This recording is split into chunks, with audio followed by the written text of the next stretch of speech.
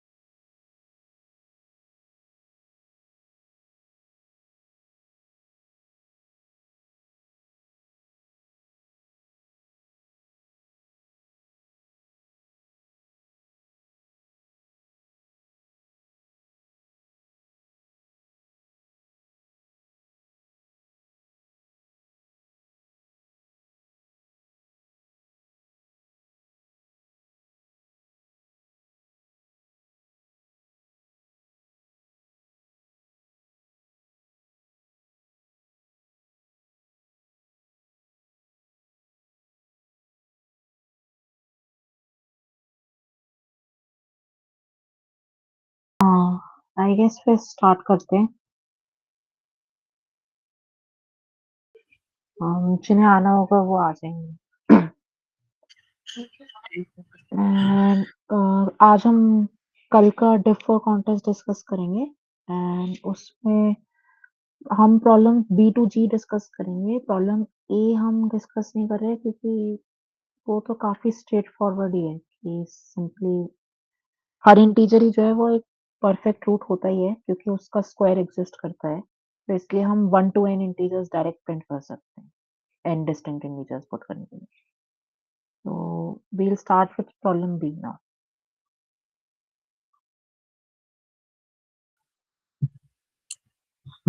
So problem भी से start करें तो पहले मैं प्रॉब्लम एक बार एक्सप्लेन कर देता हूँ कि प्रॉब्लम में गिवन है कि हमारे एक एरे दी हुई है और उसमें हम प्रीफिक्स मैक्सिमम लेते हैं हर बार का।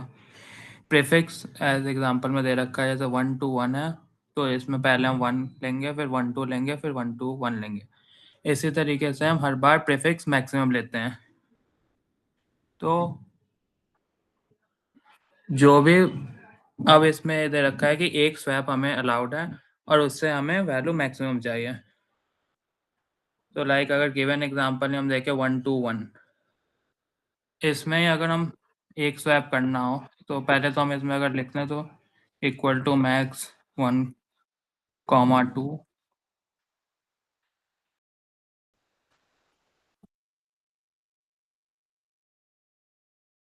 तो बेसिकली ये हमें फाइंड आउट करना है क्वेश्चन में।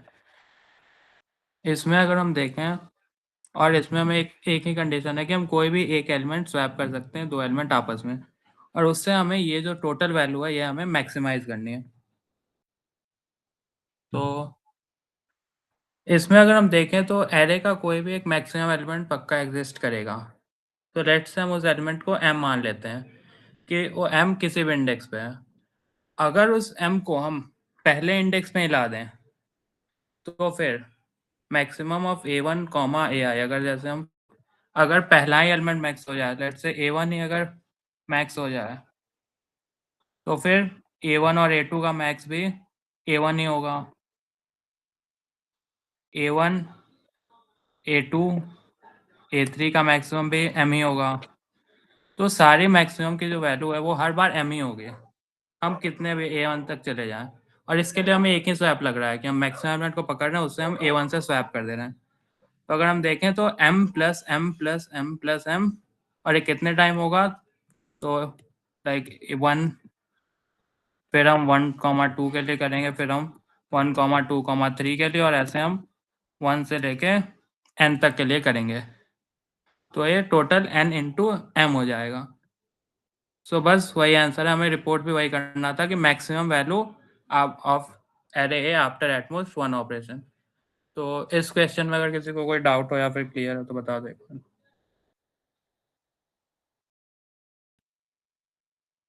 प्लीज थम्स अप कर दो जिनको इस क्वेश्चन में क्लियर है, एंड इन केस कोई डाउट है तो चैट में लिख सकते हो या माइक ओपन करके या बोल सकते हो।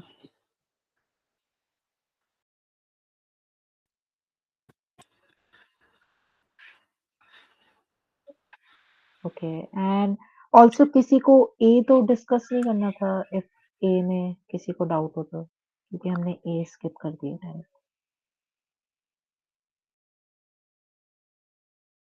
सो आई गेस ए सबको क्लियर ही है एंड बी भी अब सबको क्लियर है। ठीक है, तो इसका कोड अगर हम देखें तो कोड में ऐसा कुछ है नहीं। हम मैक्सिमम मतलब हमने एक एन वैल्यू लिया, फिर एन तक हमने लूप चलाया, एक इंटीजर वैल्यू लिया, उसकी जो हमें मैक्सिमम वैल्यू है वो मैक्सिमम इंटू एन। तो कोड में भी किस क्लियर नहीं होगा, किसी को कोई डाउट अगर कोड में।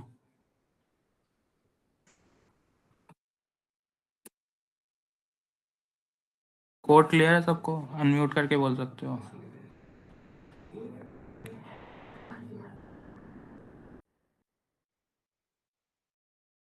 ठीक है, फिर नेक्स्ट क्वेश्चन पे चलते हैं हम, प्रॉब्लम नंबर सी पे।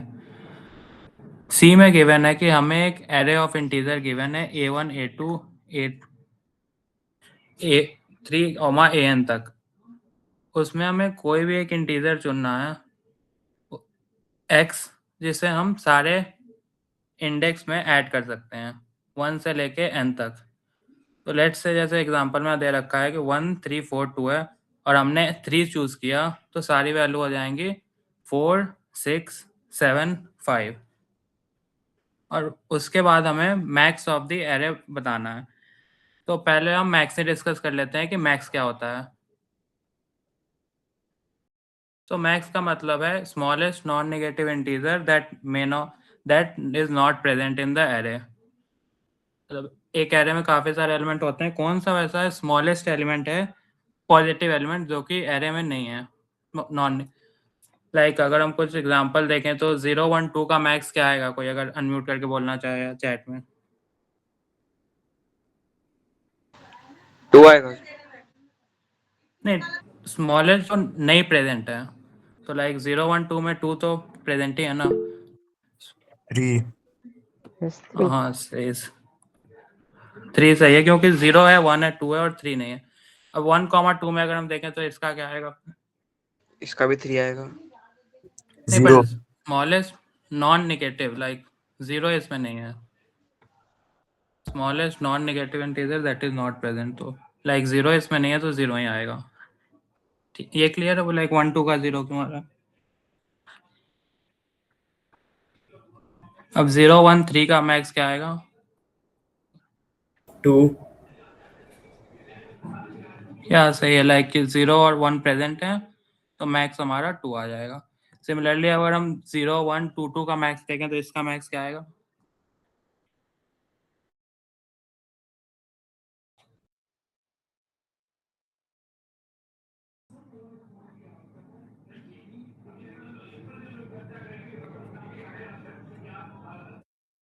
हाँ 3 आएगा, क्योंकि लाइक कोई नंबर कितने बार है उससे फर्क हमें नहीं पड़ता, कौन सा ऐसा स्मॉलेस्ट नंबर है जो कि एग्जिस्ट नहीं करता है। सो लाइक इसमें 0 1 2 2 में 0 है 1 है 2 है तो, और 3 नहीं है। सिमिलरली बाकी सारे एग्जांपल में भी कौन सा ऐसा स्मॉलेस्ट इंटीजर है, नॉन नेगेटिव इंटीजर, जो एग्जिस्ट नहीं करता। तो मैक्स क्या होता है, ये सबको क्लियर है या फिर इसमें भी किसी को अगर डाउट हो अनम्यूट करके बोल दो या थम्स अप कर दो।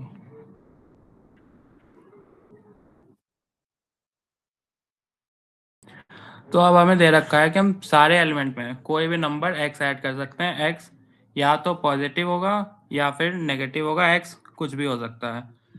सो लाइक यहाँ पे एग्जांपल में दे रखा है कि 1 3 4 2 है, इसमें हमने x को 3 एज्यूम किया तो अब वैल्यू हो गई 1 का 4 हो गया, 3 का 6 हो गया, 4 का 7 हो गया और 2 का 5 हो गया। x हम कुछ भी ले सकते हैं, और अगर x हम 0 ही ले लेंगे तब तो अरे सेम ही रह जाएगी। तो हमें करना है कि हम कौन सा ऐसा मतलब x हम हम कौन सा ऐसा x लें जिससे मैक्सिमम वैल्यू अचीव हो। तो हमें बेसिकली वो maximum value of max output करना है कि हम जो भी x ले रहे हैं उससे मैक्सिमम वैल्यू ऑफ मैक्स क्या आ रही है।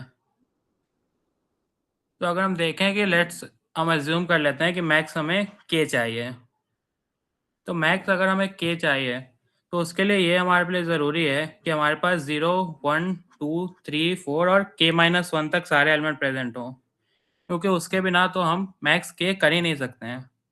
सो ये क्लियर है कि लाइक हमें मैक्स के अचीव करने के लिए हमारे पास 0 1 2 3 k-1 तक सारे एलिमेंट होने चाहिए।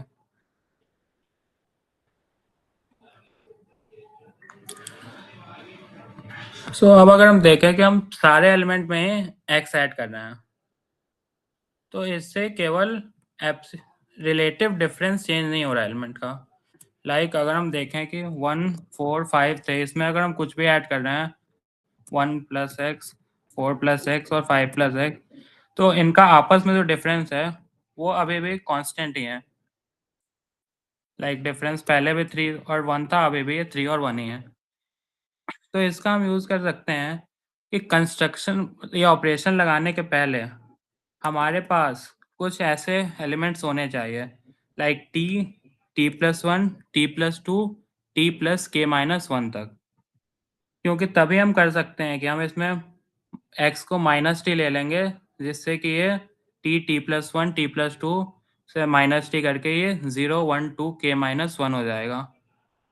सो मेन कॉन्सेप्ट इस क्वेश्चन का यही था कि हमें largest consecutive number of integers देखने हैं, क्योंकि लाइक अगर वो हमें मिल गया तभी हम उनको 0, 1, 2, 3 k - 1 पे शिफ्ट कर सकते हैं। सो ये क्लियर है कि लार्जेस्ट हमें क्यों देखना है। इसमें अगर कोई डाउट हो कि क्यों हो रहा है या फिर नहीं होना चाहिए।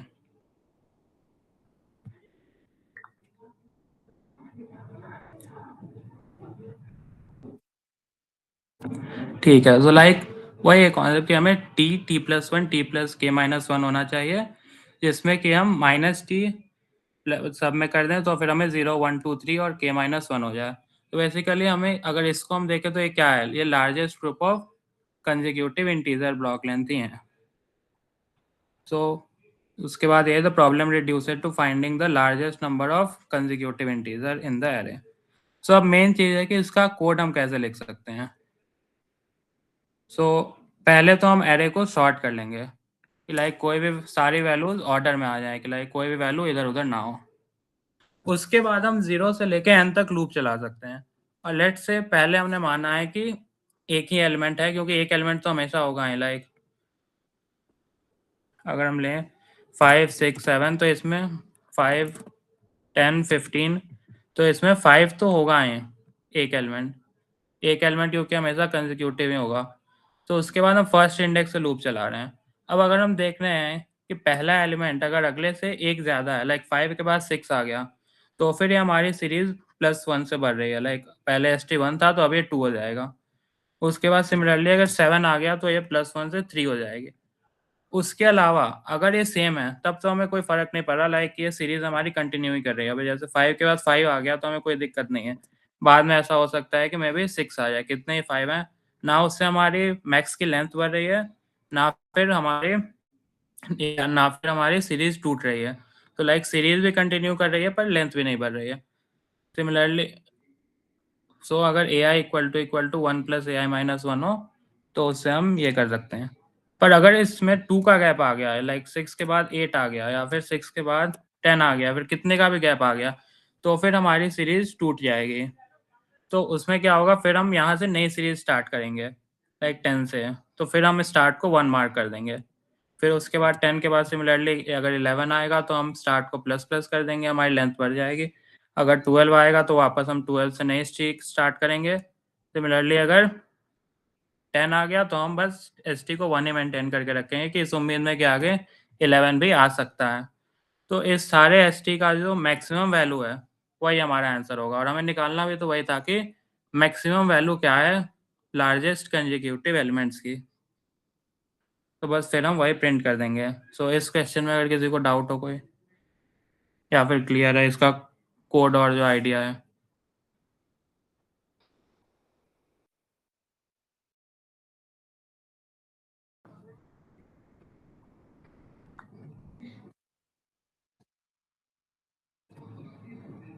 कोई भी डाउट हो तो अनम्यूट करके पूछ सकते हो, लाइक कोड में कोई डाउट हो या फिर एल्गोरिदम में।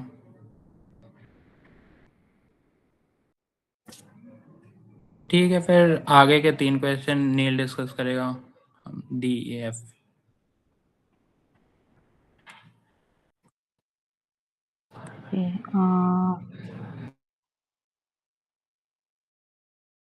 स्क्रीन विजिबल है?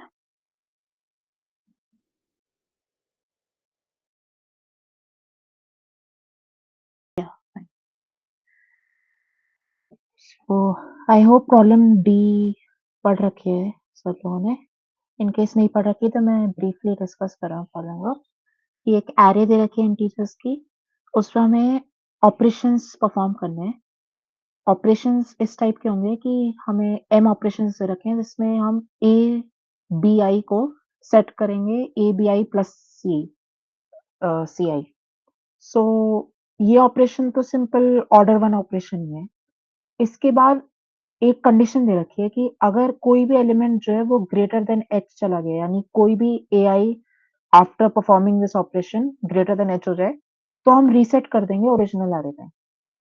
नाउ इसमें ब्रूट फोर्स तो डायरेक्ट दिख ही रहा है कि अगर तुम ऑपरेशंस को जिस ऑर्डर में बोला गया है परफॉर्म करने का, उस ऑर्डर में परफॉर्म करो नाइवली, बिना टाइम कॉम्प्लेक्सिटी के बारे में सोच रहे। तो तुम कोड इजीली लिख सकते हो कि तुमने एक लूप चलाया for int I equal to 0, I less than Q, I plus plus, and तुमने बी और सी लिए और फिर तुमने ए बी आई को सेट किया, A B I plus C I, and उसके बाद तुमने चेक किया इफ वो ग्रेटर देन एच है तो रीसेट कर दिया। रीसेट में तुम पूरी एरे को ओरिजिनल एरे से रिप्लेस कर दोगे, ओरिजिनल एरे को तुम एक कॉपी रखोगे अपने पास।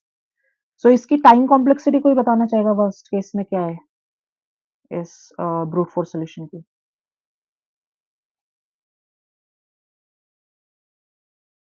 इफ तुम डायरेक्ट जिस जैसे बोल रखा है ऑपरेशंस वैसे परफॉर्म करते जाओ तो चैट में लिख या अनम्यूट करके बोल सकते हो।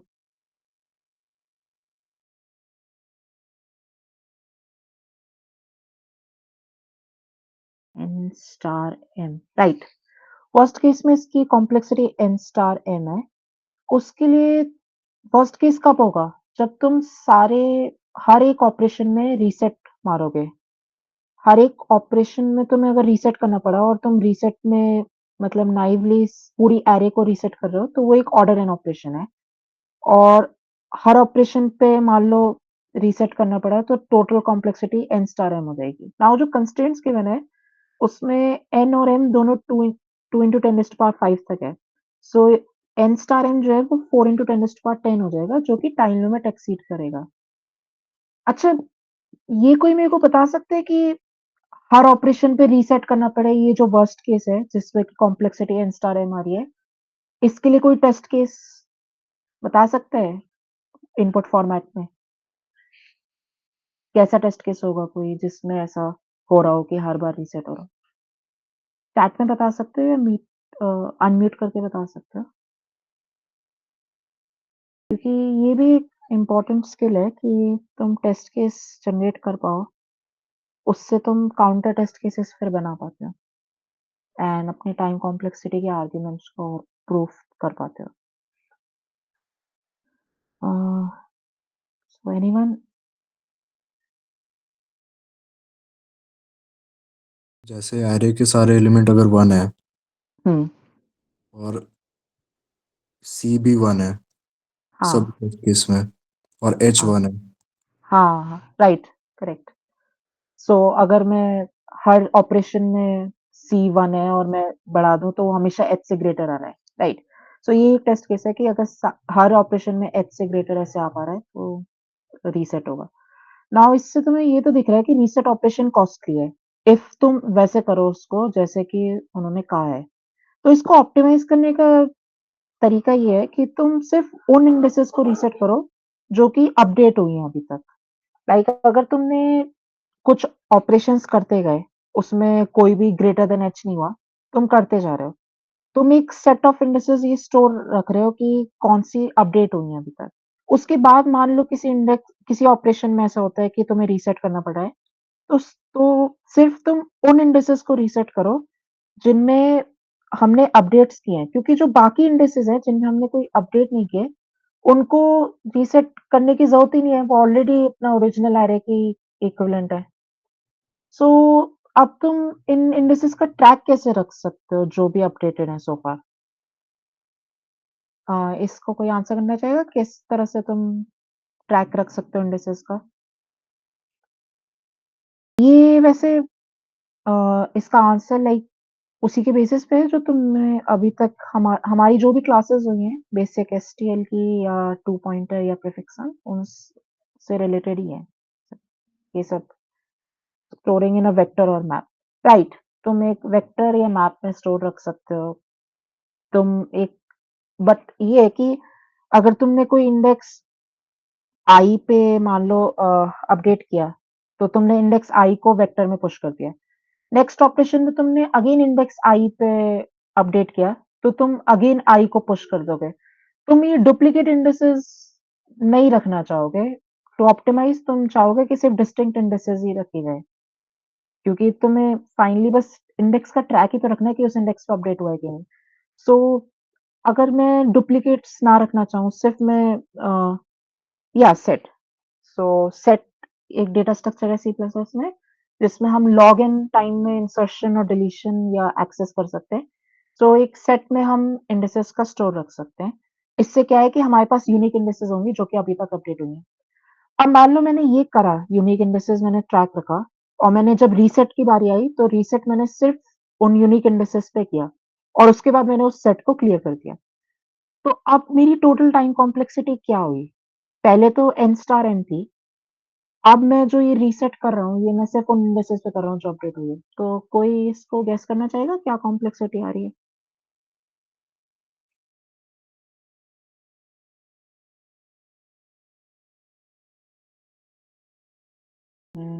अनम्यूट कर सकते हो, चैट में बता सकते हो कैसे चाहिए। m into And login m into login, right. So इसका एक वर्किंग देख लेते हैं कि कैसे ये कॉम्प्लेक्सिटी आ रही है। कुछ केसेस कंसिडर करते हैं कि फॉर एग्जांपल एक तो हाँ, ये डेटा स्ट्रक्चर तो हो ही गया कि हम सेट यूज़ कर सकते हैं। नाउ टाइम कॉम्प्लेक्सिटी के लिए वर्स्ट टेस्ट केस देखते हैं किस तरह का हो सकता है। एक केस हमने जैसे पहले वाली टाइम कॉम्प्लेक्सिटी के लिए देखा था कि हमें रीसेट हर ऑपरेशन के बाद करना पड़ रहा है।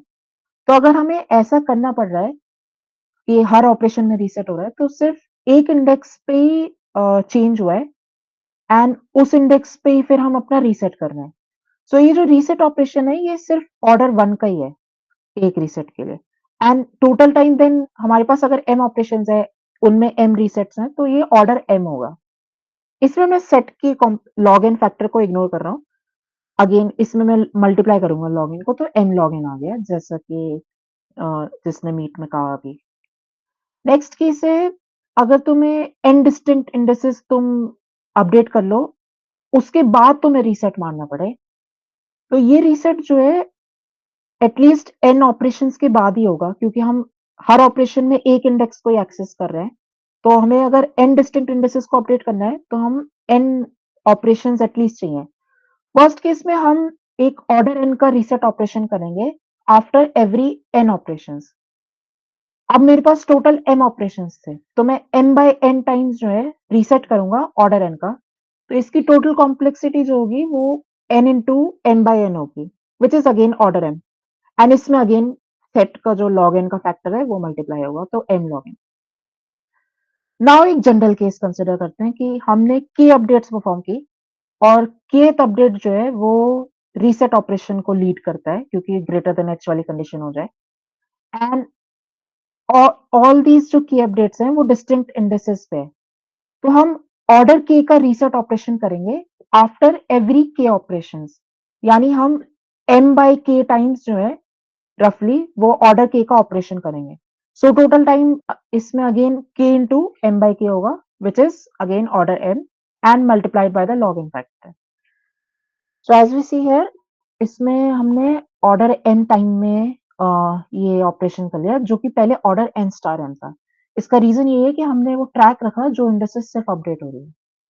तो ये क्वेश्चन जो है, इसमें कोड जो है वो इतना इंपॉर्टेंट मतलब कोड इतना मुश्किल नहीं है। इसमें टाइम कॉम्प्लेक्सिटी जज करना मेन थिंग है कि तुम एक तो ब्रूट फोर्स की टाइम कॉम्प्लेक्सिटी क्या है और वो टीएलई कर रहा है वो चीज। दूसरी चीज, जो तुम अगर ये ऑप्टिमाइजेशन करो, एंड ये बहुत ही एक ग्रीडी नाइफ लॉजिक है कि तुम सिर्फ उन इंडिसेस को अपडेट करो जो कि रीसेट करो जो कि अपडेट हुई है। सो ये लॉजिक तो तुमने लगा लिया, बट इस लॉजिक से टाइम कॉम्प्लेक्सिटी क्या आ रही है वो निकालना इस क्वेश्चन का मेन क्रक्स वही है। एंड इफ हम कोड देखें तो कोड काफी सिंपल ही है कि मैंने इनपुट लिया n m और h, फिर मैंने वेक्टर a लिया, फिर उसके बाद मैंने एक करंट वेक्टर बना लिया जो कि स्टोर कर रहा है कि करंट वैल्यूज क्या है हमारी एरे की, और एक मैंने सेट स्टोर कर लिया जिसमें मैं ट्रैक रख रहा हूँ इंडिसेस का। नाउ मैंने m ऑपरेशंस परफॉर्म करना शुरू किया ऑर्डर में। मैंने b लिया, c लिया। b मैंने माइनस माइनस इसलिए किया क्योंकि मैं जीरो बेस्ड इंडेक्सिंग फॉलो कर रहा हूँ। उसके बाद मैंने सेट में बिना देखे इंसर्ट कर दिया b को, क्योंकि मैं इस इंडेक्स पे अपडेट कर रहा हूँ। हो सकता है वो पहले से सेट में हो, तो उस केस में सेट अपने आप ये देख लेगा कि यूनिक इंडेक्सेस ये स्टोर हो। एंड देन मैंने इसमें सी को प्लस करा एंड फिर कंडीशन चेक की। इफ कंडीशन ट्रू हो रही है कि ग्रेटर देन एच है, तो मैंने जो सेट में सारी इंडिसेस हैं उनमें मैंने रीसेट कर दिया, यानी मैंने करंट की जो करंट आई एलिमेंट है उसको मैंने एआई से रिप्लेस कर दिया, एआई मेरी ओरिजिनल एरे थी एंड फिर मैंने सेट को क्लियर कर दिया एंड फाइनली लास्ट में मैंने प्रिंट कर दिया answer. So I guess code में कोई इश्यू नहीं है, इन केस देखना हो कोड तो लिंक इज़ प्रोवाइडेड है। किसी को कोई डाउट है इसमें? डी में? चैट में पूछ सकते हो, अनम्यूट कर सकते हो एंड इफ डाउट नहीं है तो थम्स अप कर दो।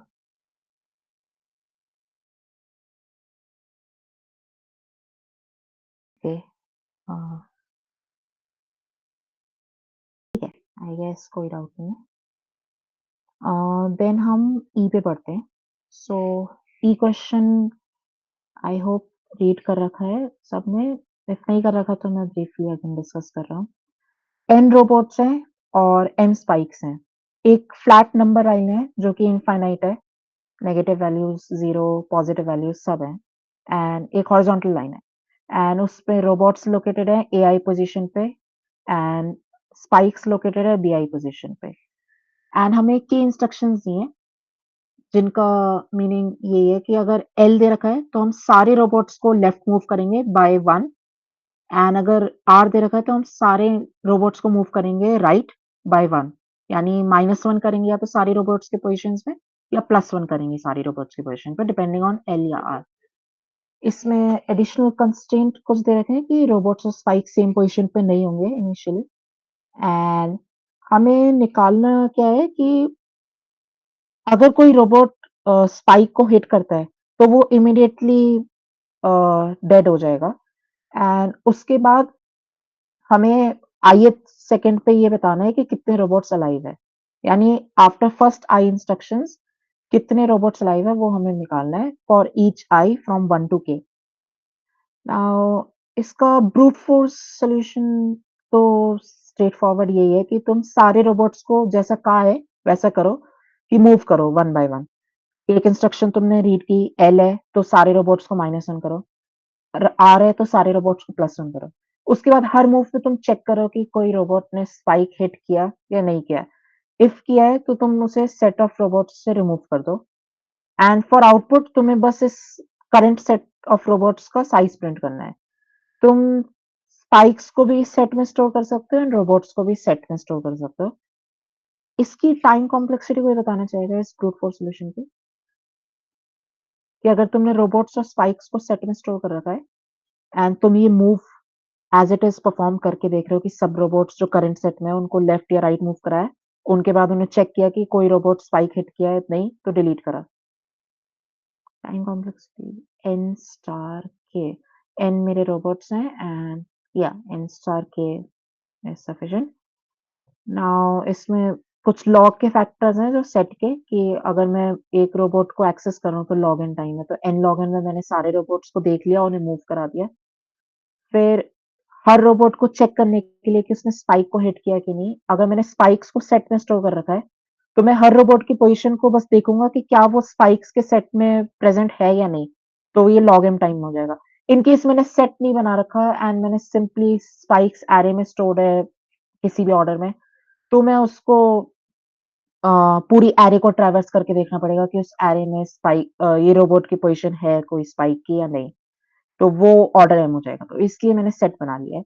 सो ये ऑर्डर लॉग एम पर रोबोट है, सो n स्टार लॉग एम हो गया overall for one move and finally मेरे को k मूव्स करने हैं तो k स्टार है, जैसे उसने कहा k स्टार एन ये लॉग एन और लॉग एम जो है वो सेट के एक्सेस टाइम्स है। नाउ इसमें तुम देखोगे कि k और n जो है वो 2 into 10⁵ तक है, सो अगेन ये 10⁻10 से काफी ऊपर है एंड ये टाइम लिमिट एक्सीड करेगा। सो अब हम इस प्रॉब्लम में स्टेप बाय स्टेप वर्क करेंगे। Let's just consider one robot for now, हम बाकी रोबोट्स को भूल जाते हैं एंड हम ये देखते हैं कि कौन सी स्पाइक्स इस रोबोट के लिए रेलेवेंट है। सो इसको डायग्राम से देख लेते हैं। अगेन मेरी ड्राइंग इतनी सही नहीं है, देख लेना। लेट्स से ये रोबोट है एंड ये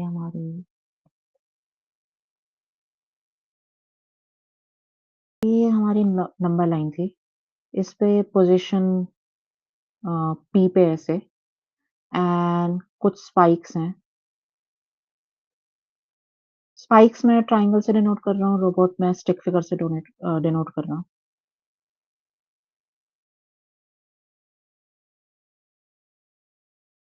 सारी स्पाइक्स हैं एंड ये एक रोबोट हम कंसिडर कर रहे हैं। कौन सी स्पाइक्स इस रोबोट के लिए रेलेवेंट है? क्या कोई बताना चाहेगा कौन सी स्पाइक्स से इस रोबोट को फ़र्क पड़ रहा है? या उसे सारी स्पाइक से फ़र्क पड़ रहा है? नियरेस्ट वाली, exactly. So like adjacent ones, right. ये वाली जो स्पाइक है, इस स्पाइक तक पहुँचने से पहले वो हमेशा इस स्पाइक पे आ ही जाएगा। तो ये क्योंकि हमारे जो मूव्स हैं वो +1 और -1 के ही हैं एग्ज़ैक्टली। हम किसी भी स्पाइक के ओवर जंप नहीं कर सकते। बिकॉज़ ऑफ दैट हम सिर्फ़ इमीडिएट राइट स्पाइक जो है और इमीडिएट लेफ्ट स्पाइक यानी जो एडजेसेंट स्पाइक्स हैं, सिर्फ़ उन्हीं को हिट करेंगे सबसे पहले और जैसे ही हमने उनको हिट किया तो रोबोट ऑलरेडी डेड हो जाएगा। तो उसके बाद तो वो कहीं भी जाए मतलब जा ही नहीं सकता वो कहीं। तो अगर ये समझ आ गया है तो इसके बाद ये चीज़ क्लियर है कि रोबोट के लिए सिर्फ़ ये वाली स्पाइक एंड ये वाली स्पाइक रेलेवेंट है। नाउ लेट्स सी क्या रहेगा। या सो इमीडिएट लेफ्ट स्पाइक और इमीडिएट राइट स्पाइक रिक्वायर्ड है क्योंकि हम जंप नहीं कर सकते। अब क्या तुम ये 2 स्पाइक्स क्विकली निकाल सकते हो? तुम्हें जो ओरिजिनल प्रॉब्लम है उसको भूल जाओ। बस ये प्रॉब्लम देखो कि तुम्हें स्पाइक्स गिवन है एंड तुम्हारे पास 1 रोबोट है। अब क्या तुम इस एक रोबोट के लिए क्विकली सबसे कम टाइम कॉम्प्लेक्सिटी में निकाल सकते हो कि स्पाइक्स कौन सी स्पाइक्स हैं उसके आगे और पीछे? Binary search, right. So if तुम्हें बाइनरी सर्च पता है then well and good, but in case तुम्हें बाइनरी सर्च नहीं पता है तो हमने बेसिक एसटीएल की क्लास में एसटीएल 1 में कवर किया है कि एक लोअर बाउंड और अपर बाउंड फंक्शन होते हैं। इफ एक एरे सॉर्टेड है, तो अगर मैं उस पे लोअर बाउंड कॉल करता हूँ, which is called by lower bound v dot begin, v dot end, x, तो मेरे को वो देगा first index where vi is greater than equal to x, first iterator actually. So मतलब लोअर बाउंड से मैं फर्स्ट वैल्यू निकाल सकता हूँ जो कि greater than equal to x हो। सो इससे मैं इमीडिएट राइट स्पाइक और इमीडिएट लेफ्ट स्पाइक निकाल सकता हूँ इस रोबोट के लिए in log n time, assuming कि मैंने पहले से जो स्पाइक्स हैं वो सॉर्टेड ऑर्डर में रख रखी हैं। So this is one part of the problem कि हमने स्पाइक्स जो हैं ये वाली immediate left and immediate right order log in में निकाल ली। इससे हमें क्या मिला? हमें ये पता चल गया कि अगर हमें इन स्पाइक्स को हिट करना है, तो मेरे को डिस्टेंसेस पता चल गए कि x1 या x2 डिस्टेंस मेरे को शिफ्ट करना है रोबोट को, जिससे कि ये स्पाइक हिट हो।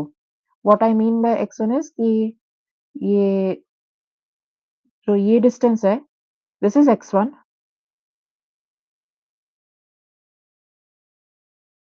एंड जो ये डिस्टेंस है, this is x2 and here मैंने जो x1 और x2 लिए हैं, वो मैंने एब्सोल्यूट डिस्टेंसेस नहीं लिए हैं, वो मैंने साइन के साथ लिए हैं। यानी x1 जो है वो नेगेटिव होगा और x2 जो है वो पॉजिटिव होगा। यानी राइट की तरफ के डिस्टेंस को मैं पॉजिटिव मान रहा हूँ और लेफ्ट की तरफ के डिस्टेंस को मैं नेगेटिव मान रहा हूँ। एंड ये मैंने क्यों किया ये आगे क्लियर हो जाएगा, बट से तुम्हें ये डिस्टेंसेस पता है। तो अब तुम्हारा काम है कि क्या तुम्हारे पास एक स्ट्रिंग ऑफ मूव्स भी है। क्या तुम ये जो मूव्स करने वाला पार्ट है इसको ऑप्टिमाइज़ कर सकते हो ये निकालने के लिए कि कौन से टाइम पे वो रोबोट डेड है? ये second part of the problem है जिस पे हमें काम करना है कि हमारे पास डिस्टेंसेस हमें इस करंट रोबोट के लिए मिल गए कि x1 डिस्टेंस और x2 डिस्टेंस है, लेफ्ट स्पाइक और राइट स्पाइक का। एंड नाउ हम क्या क्विकली मतलब हम मूव्स को कर तो सकते ही हैं कि हर रोबोट के लिए हम मूव करें कि लेफ्ट मूव किया, राइट मूव किया, लेफ्ट मूव किया, राइट मूव किया, लेफ्ट किया, सो ऑन जैसे स्ट्रिंग चल रही है एंड उसमें हम देखें कि ये x1 या x2 बन गया कि नहीं। लेकिन क्या हम इसको ऑप्टिमाइज़ कर सकते हैं with some pre calculation? So इसके लिए कोई लाइक बताना चाहेगा? Making prefix sum from the string, right? So uh, जो स्ट्रिंग ऑफ मूव्स है उसको कंसीडर करो। एक मूव L जो है वो हमारा शिफ्ट करेगा -1 से एंड जो एक मूव R है वो हमारा शिफ्ट करेगा +1 से। अगर हम इस स्ट्रिंग पे प्रीफिक्स सम एरे बना लें -1 L को -1 से रिप्लेस करके और R को +1 से रिप्लेस करके। तो जो pref I वैल्यू है, वो हमें टोटल शिफ्ट देगी रोबोट का आफ्टर परफॉर्मिंग I मूव्स। यानी मैं I मूव्स अगर मैंने कर लिए तो उससे कितना शिफ्ट होगा वो मेरे को pref I से मिलेगा। नाउ जो इसमें फर्स्ट इंडेक्स T होगी, जिसपे कि pref T जो है वो या तो x1 हो या x2 हो। इधर तुम देखोगे कि x1 को नेगेटिव रखना इसलिए ईज़ी रहा क्योंकि इससे मेरे को नेगेटिव डिस्टेंस भी ऑलरेडी प्रीफिक्स अरे में ही हैंडल हो गए। मेरे को अलग से देखना नहीं पड़ा कि वो लेफ्ट जा रहा है या राइट जा रहा है। सो अगर मेरे को फर्स्ट इंडेक्स T मिल जाए, जिसपे कि प्रेफ T x1 है या x2 है, वही होगा एग्ज़ैक्टली द टाइम जब ये रोबोट की डेथ होगी। तो हम ये ऑप्टिमाइज़ कैसे कर सकते हैं फर्स्ट इंडेक्स T निकालना रोबोट के लिए? इसके लिए हम अगेन जो हमने बेसिक एसक्यूएल कवर किया था, ये मैप्स और सेट्स, तो हम इसमें वही मैप्स का यूज़ करेंगे। जो तुमने टू सम जैसे प्रॉब्लम में देखा कि तुमने मैप में स्टोर कर लिया already seen values and basically तुमने हैशिंग की कि तुमने कोई वैल्यू तुमने देखी वो तुमने स्टोर कर ली। सिमिलरली हम यहाँ पे एक मैपिंग क्रिएट करेंगे मैप में या हैश करेंगे वैल्यूज़ को इंडिसेस से। यानी हम कोई वैल्यू अगर मैप को दें तो हमें उसकी फर्स्ट इंडेक्स मिल जाए। उसके लिए हम सिंपली प्री कैलकुलेशन में ये करेंगे कि प्रीफिक्स वैल्यूज़ को हमने मैप कर लिया टू देयर फर्स्ट इंडेक्स। हमने रिवर्स पे लूप चलाया for I equal to k to I equal to k-1 to I equal to 0 and उसके बाद हमने मैप में मैप और फिर ब्रैकेट में प्रीफिक्स वैल्यू जो है I पे उसको इक्वल कर दिया I के। तो इसमें हमें फर्स्ट इंडेक्स मिल जाएगी, मैप हो जाएगी वैल्यूज़ प्रीफिक्स वैल्यूज़ से। तो अब हमारा काम जो फर्स्ट इंडेक्स T निकालना था कि फर्स्ट इंडेक्स T जिसपे x1 या x2 हो, वो सिंपली ऑर्डर लॉग k में हो जाएगा। हमें मैप में चेक करना है इफ x1 एग्जिस्ट करता है तो उसकी कोई इंडेक्स हमें आ जाएगी मैप से कि मैप ऑफ x1 जो वैल्यू दे रहा है वो फर्स्ट इंडेक्स है जिसपे कि x1 अकर कर रहा है। फिर अगर x2 एग्जिस्ट करता है उसकी भी कोई वैल्यू आ जाएगी इंडेक्स की मैप x2 से। एंड फाइनली इसमें से जो स्मॉलेस्ट इंडेक्स होगी वो हमारा टाइम होगा जिसपे कि रोबोट डाई कर रहा है। तो अब हमने रिकैप करते हैं। हमने 2 चीज़ें की। हमने एक रोबोट के लिए उसके 2 इमीडिएट स्पाइक्स जो हैं लेफ्ट और राइट की वो log n में निकाली। उसके बाद उसका डेथ टाइम जो है वो हमने log k में निकाला। अभी हमने एक रोबोट के लिए किया। अगर हम यही काम n रोबोट्स के लिए करें तो हम order n star log n plus log k में उनके डेथ टाइम्स निकाल सकते हैं हर रोबोट के। सो ये यहाँ तक क्लियर है सबको? इसमें किसी को डाउट हो तो पूछ लो अनम्यूट करके या चैट पे।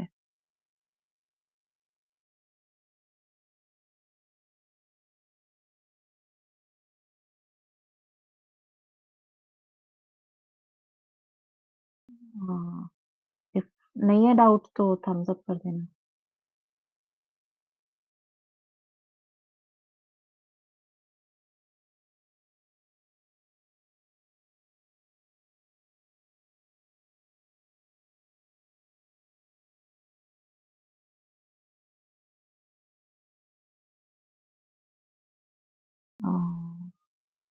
क्लियर है सबको यहाँ तक या कोई डाउट है? क्लियर है तो प्लीज़ थम्स अप कर दो।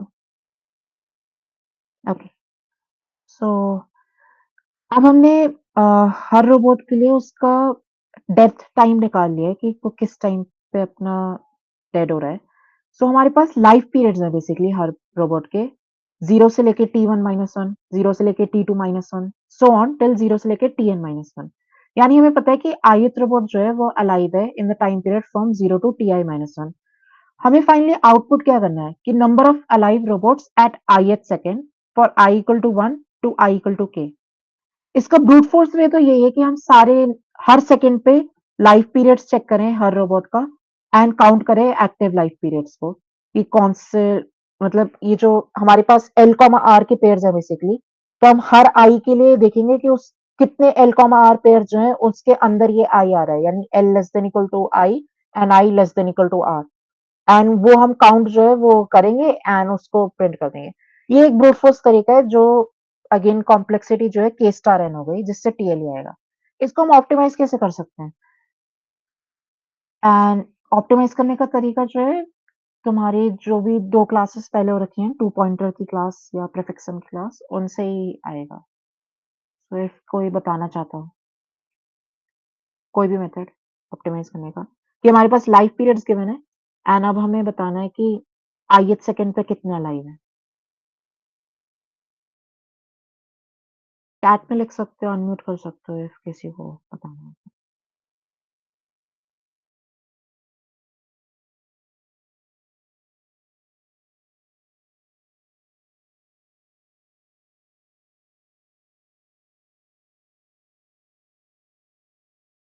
प्रीफिक्स सम ट्रिक, राइट।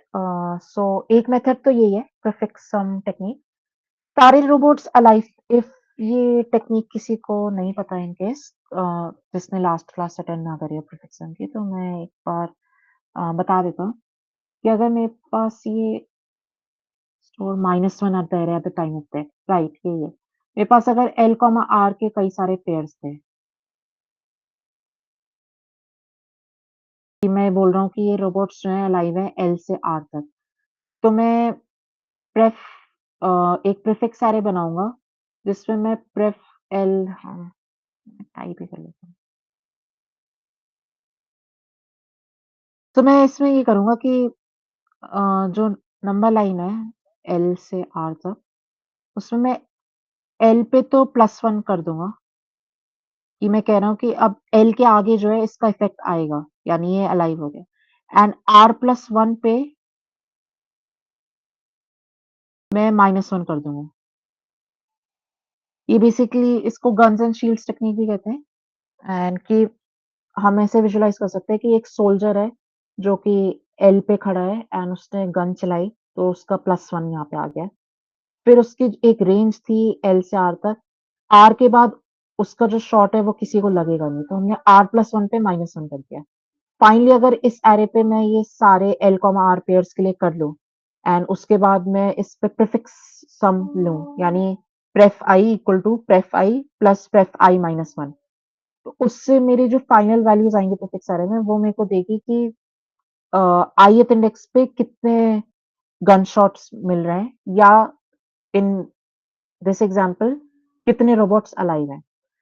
सो प्रीफिक्स सम टेक्निक में हियर सिंपली सारे रोबोट्स पहले अलाइव थे 0 पे, तो मैंने आंसर 0 को n सेट कर दिया।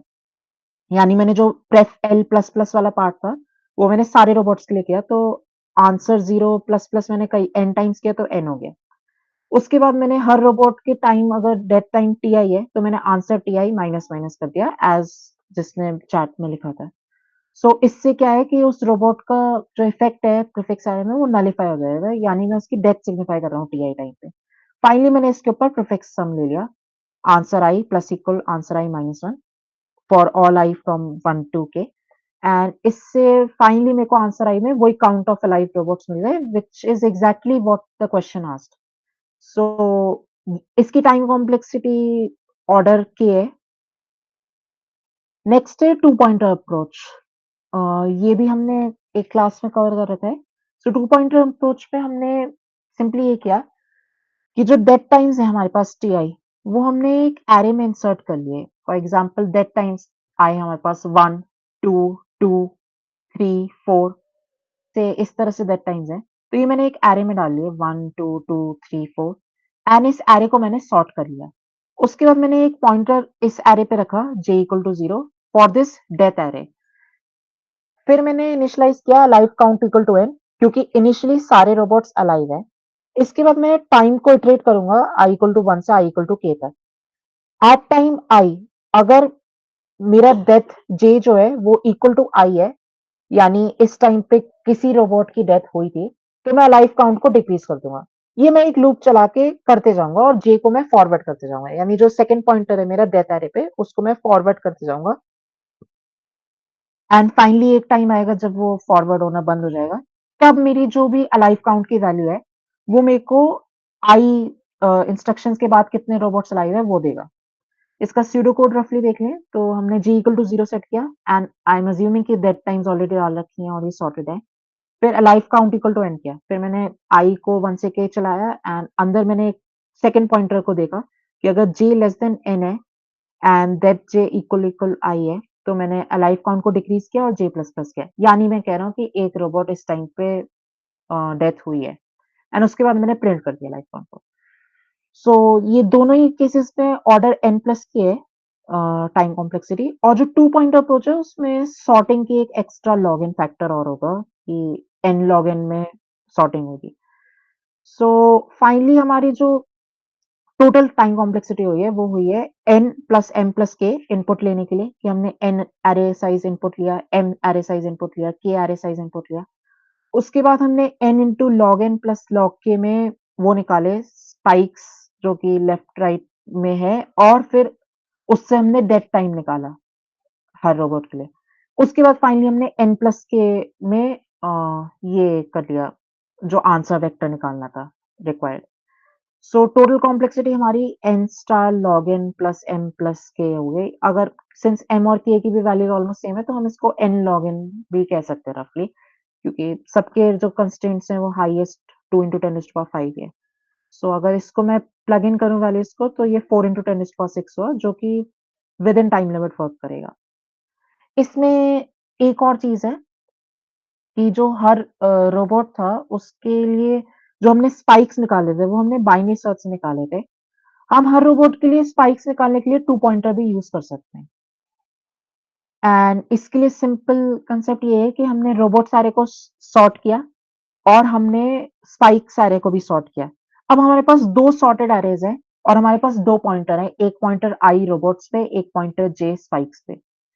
नाउ 2 सॉर्टेड अरेज़ पे 2 पॉइंटर कैसे चलाना है जिससे कि हमें उसका इमीडिएट लेफ्ट और इमीडिएट राइट स्पाइक आ जाए, ये मैं तुम्हारे लिए होमवर्क छोड़ रहा हूँ and if you are not comfortable with this तो you can refer the notes for 2 pointers class which is lecture 4। Uh, अभी तक लॉजिक में किसी को कोई डाउट है? तो पूछ सकते हो। किसी भी पार्ट में, अनम्यूट कर सकते हो एंड चैट में भी पूछ सकते हो if this question is note. वैसे ये क्वेश्चन किस-किस ने कर लिया था कॉन्टेस्ट में?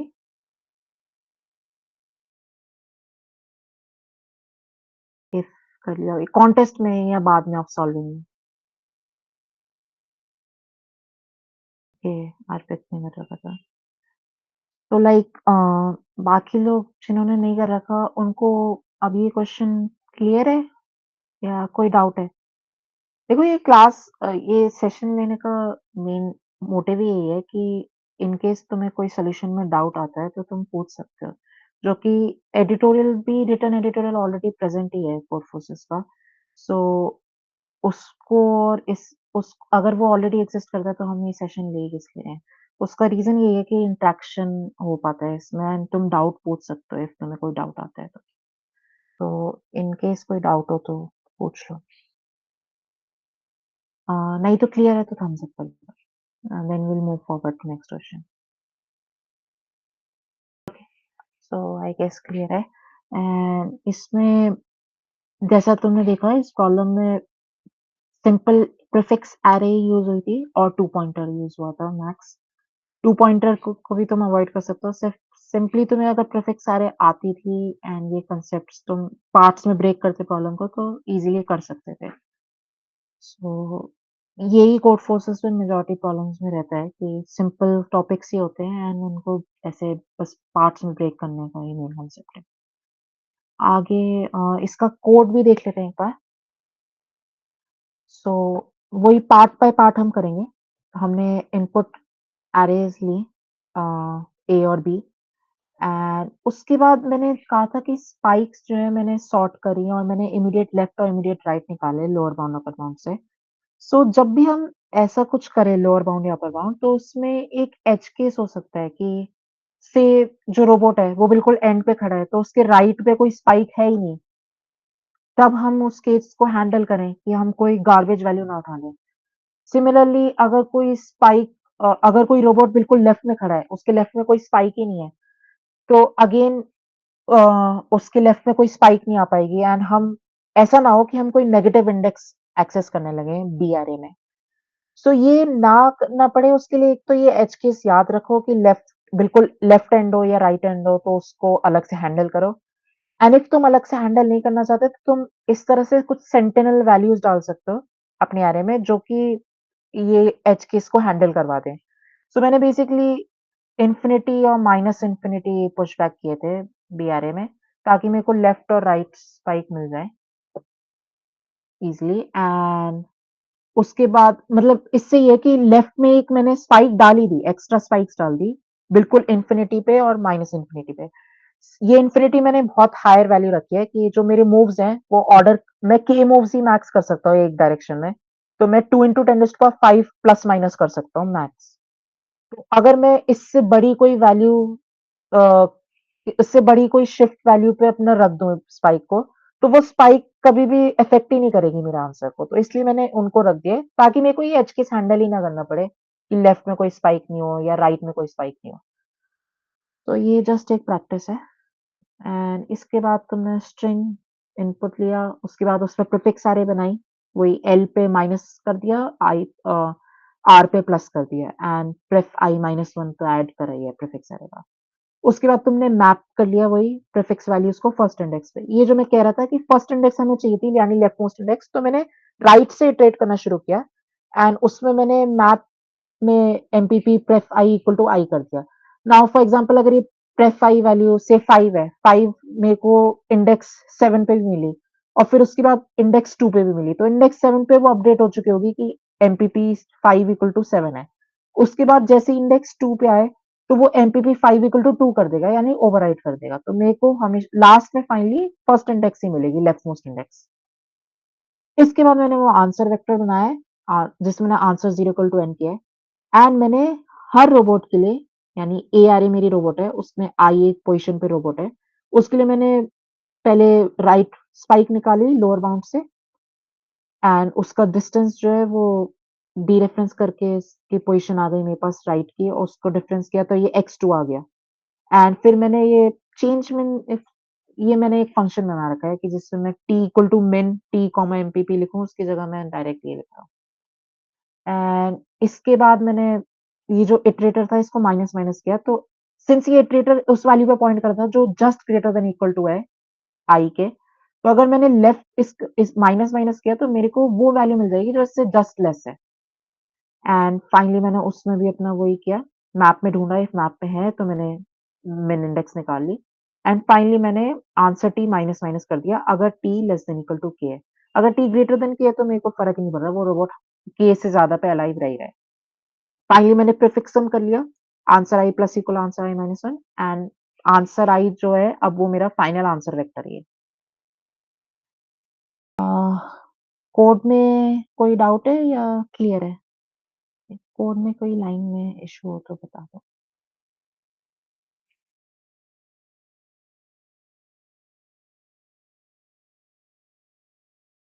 क्लियर है?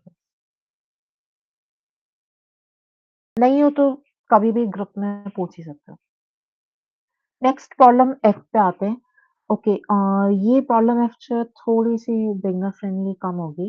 लाइक इसमें जो टॉपिक एक तो ट्री एक तो बन रहा है एंड डिवाइड एंड कॉन्कर है। सो इन केस तुम्हें उस वो चीज़ नहीं आती है तो मे बी ये समझ ना आए। But I will try my best. So ये क्वेश्चन आई गेस रीड कर रखा होगा सबने, बट स्टिल मैं डिस्कस कर लेता हूँ। 2 raised to power n cows हैं लाइन में, हर काऊ की एक स्किल लेवल दे रखी है। जो स्टार्ट में सारी काउज़ जो हैं वो अपने-अपने 1-1 साइज़ के स्टैक में है। उसके बाद हर एडजेसेंट स्टैक जो है वो फाइट होगी एंड उस फाइट में जिसका एक्सॉर सम ज़्यादा होगा वो स्टैक जीतेगा और ये दोनों स्टैक मर्ज हो जाएँगे। मर्ज होने में जो विनिंग स्टैक है वो ऊपर आएगा लूजिंग स्टैक के। तो इसकी एनिमेशन बहुत अच्छे से दे रखी थी। जैसे फर्स्ट एग्ज़ाम्पल ये है 1357, तो इसमें ये 1 और 3 एक्सॉर सम तो ये 2 जीत गया एंड राइट में इनका 5 था और 7 था। 7 इज़ ग्रेटर देन 5 तो 4 जीत गया। इसके बाद ये दोनों मर्ज हो गए। मर्ज होने के बाद इनका स्टैक का सम हो गया 3 एक्सॉर 1 और 7 एक्सॉर 5 यानी अ 2 और 2। अब नाउ ये इक्वल है तो लेफ्ट वाला स्टैक विनिंग है इक्वल के केस में, ये मेंशन था कि अगर टाई है तो लेफ्ट स्टैक विन्स। एंड उसके बाद ये स्टैक्स मर्ज हो गए एंड जो विनिंग स्टैक है वो ऊपर आ रहा है, जैसे 2-1 के ऊपर आया, फिर उसके बाद ये 2-1 जो है ये स्टैक विनिंग था तो ये 4-3 के ऊपर आया। हमारा आउटपुट करने का मेन चीज़ ये है कि हम क्वेरी इस टाइप से कर रहे हैं कि जो बीआई काउ है उसका हम वैल्यू चेंज कर रहे हैं एबीआई से सीआई, यानी हम उसको ये पोर्शन दे रहे हैं। बेसिकली हम स्किल लेवल उसका चेंज कर रहे हैं। एबीआई जो था उसको हम सीआई सेट कर रहे हैं। उसके बाद हम कह रहे हैं कि ये गेम टूर्नामेंट शुरू करो एंड उस टूर्नामेंट में कितनी काउस उसके ऊपर होंगी, यानी उसके विनिंग्स जो भी विनिंग है वो ऊपर आता है, तो इसके ऊपर कितनी काउस आ जाएँगी। सो इसके लिए मेन चीज़ ये है कि हमें, और ये क्वेरीज़ जो है इंडिपेंडेंट है। तो इसमें मेन चीज़ ये है कि हमें structure of the game observe करना चाहिए कि कैसा स्ट्रक्चर है और हमें एग्ज़ैक्टली ये 2 raise to power n integers ही क्यों दिए हुए हैं। तो इसके लिए लेट्स सी इसमें एग्ज़ाम्पल यही देखेंगे 1, 8, 3, 10, 2, 5, 7 मैं ये बड़ा एग्ज़ाम्पल ही ले रहा हूँ डायरेक्ट।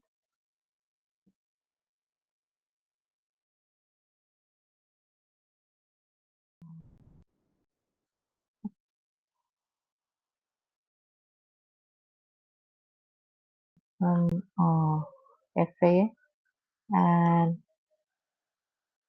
ये मेरा एग्ज़ाम्पल है। इसके बाद लेट्स स्टार्ट ड्राइंग। तो इनिशियली मैं अभी फॉर द टाइम बीइंग मैं ये क्वेरीज़ जो है इनको इग्नोर कर रहा हूँ एंड लेट्स सी बस कि गेम कैसे चल रहा है। तो ये 1, 8, 3, 10, 2, 5, 7, 1। सो पहले ये लेफ्ट की 2 काउज़ जो हैं ये आपस में फाइट होगी।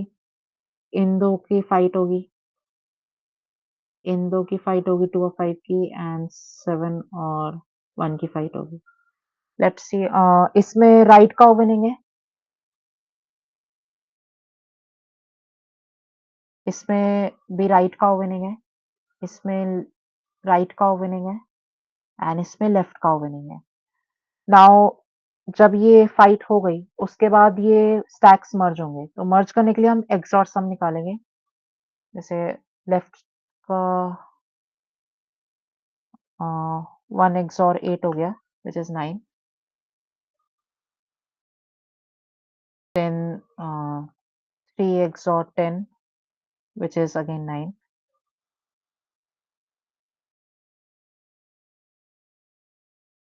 Then 2 XOR 5 which is 7. And then 7 uh, 7 XOR 1 which is 6.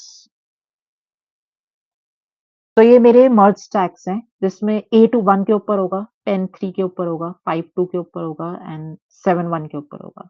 ये चीज़ विजुअलाइज़ कर लेना क्योंकि मैं यहाँ पे ड्रॉ करूँगी उसमें टाइम लगेगा।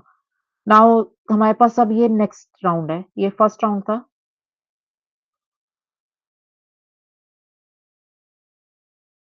एंड नाउ ये हमारे पास सेकंड राउंड शुरू होगा टूर्नामेंट का। इसमें तुम देखोगे लेफ्ट स्टैक और राइट स्टैक दोनों के इक्वल हैं, तो टाई में लेफ्ट स्टैक विन्स। सो इसमें left stack will win and इसमें again left stack will win क्योंकि 7 is greater than 6। And now ये जो लेफ्ट स्टैक है ये राइट स्टैक के ऊपर होगा। यानी अगर मैं इसका ऑर्डर देखूं तो 10 3 के ऊपर था एंड 8 1 के ऊपर था और ये जो पूरा स्टैक है ये अब इसके ऊपर होगा। तो लेफ्ट स्टैक इस तरह से दिखेगा 8 1 10 3 एंड सिमिलरली ऐसे यहाँ पे भी होगा 7 1 के ऊपर है, 5 2 के ऊपर है एंड सो ऑन। तो इधर देखिए तो 9 XOR 9 जो है वो 0 होगा एंड देन 7 XOR 6 जो है वो 1 होगा। एंड नाउ राइट स्टैक अब ये राउंड 3 शुरू होगा।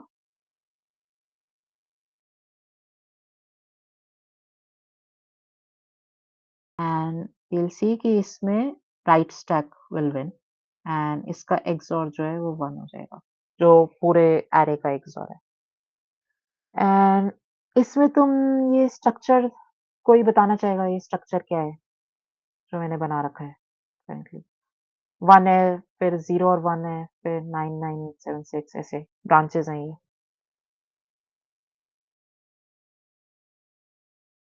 Tree, yes. And specifically tree में भी अगर तुम स्पेशलाइज़्ड बताओ कि ये क्या binary tree, yes. And binary tree में भी और ज़्यादा स्पेशल इसमें क्या बात है? बाइनरी ट्री तो काफ़ी टाइप्स के हो सकते हैं। कि उसके हर नोड का चाइल्ड हो, ना हो, 1 चाइल्ड हो या 2 चाइल्ड हो, एट मोस्ट 2 चिल्ड्रन होने चाहिए हर नोड के, ये बाइनरी ट्री की डेफिनिशन है। बट इधर तुम देखोगे कि हर नोड की या तो 0 चाइल्ड है या 2 चाइल्ड है। इस ट्री को हम फुल बाइनरी ट्री कहते हैं। फर्स्टली जिसको अगर ट्री नहीं पता तो ट्री एक हायरार्किकल डेटा स्ट्रक्चर है, जिसमें हमारे पास एक नोड है, उसके चिल्ड्रन है। तो ये जैसे 1 है, इसके चिल्ड्रन 0 और 1 है। फिर 0 का चिल्ड्रन 9 और 6 9 है। फिर 9 का ये 1 और 8 है, 9 का 3 और 10 है। इसमें अगेन बाइनरी ट्री इज़ कि जिसमें लेफ्ट चाइल्ड है और राइट चाइल्ड है। एट मोस्ट 2 चिल्ड्रन है हर नोड के। उसके बाद हमारे पास आता है कंप्लीट ट्री या फुल ट्री। कंप्लीट ट्री बाद में छोड़ देते हैं अभी। फुल ट्री देखते हैं। फुल ट्री में ये है कि हर नोड के या तो 2 चिल्ड्रन होंगे या 0 चिल्ड्रन होंगे। तो इसमें 2 चिल्ड्रन जो है वो इंटरनल नोड्स हैं।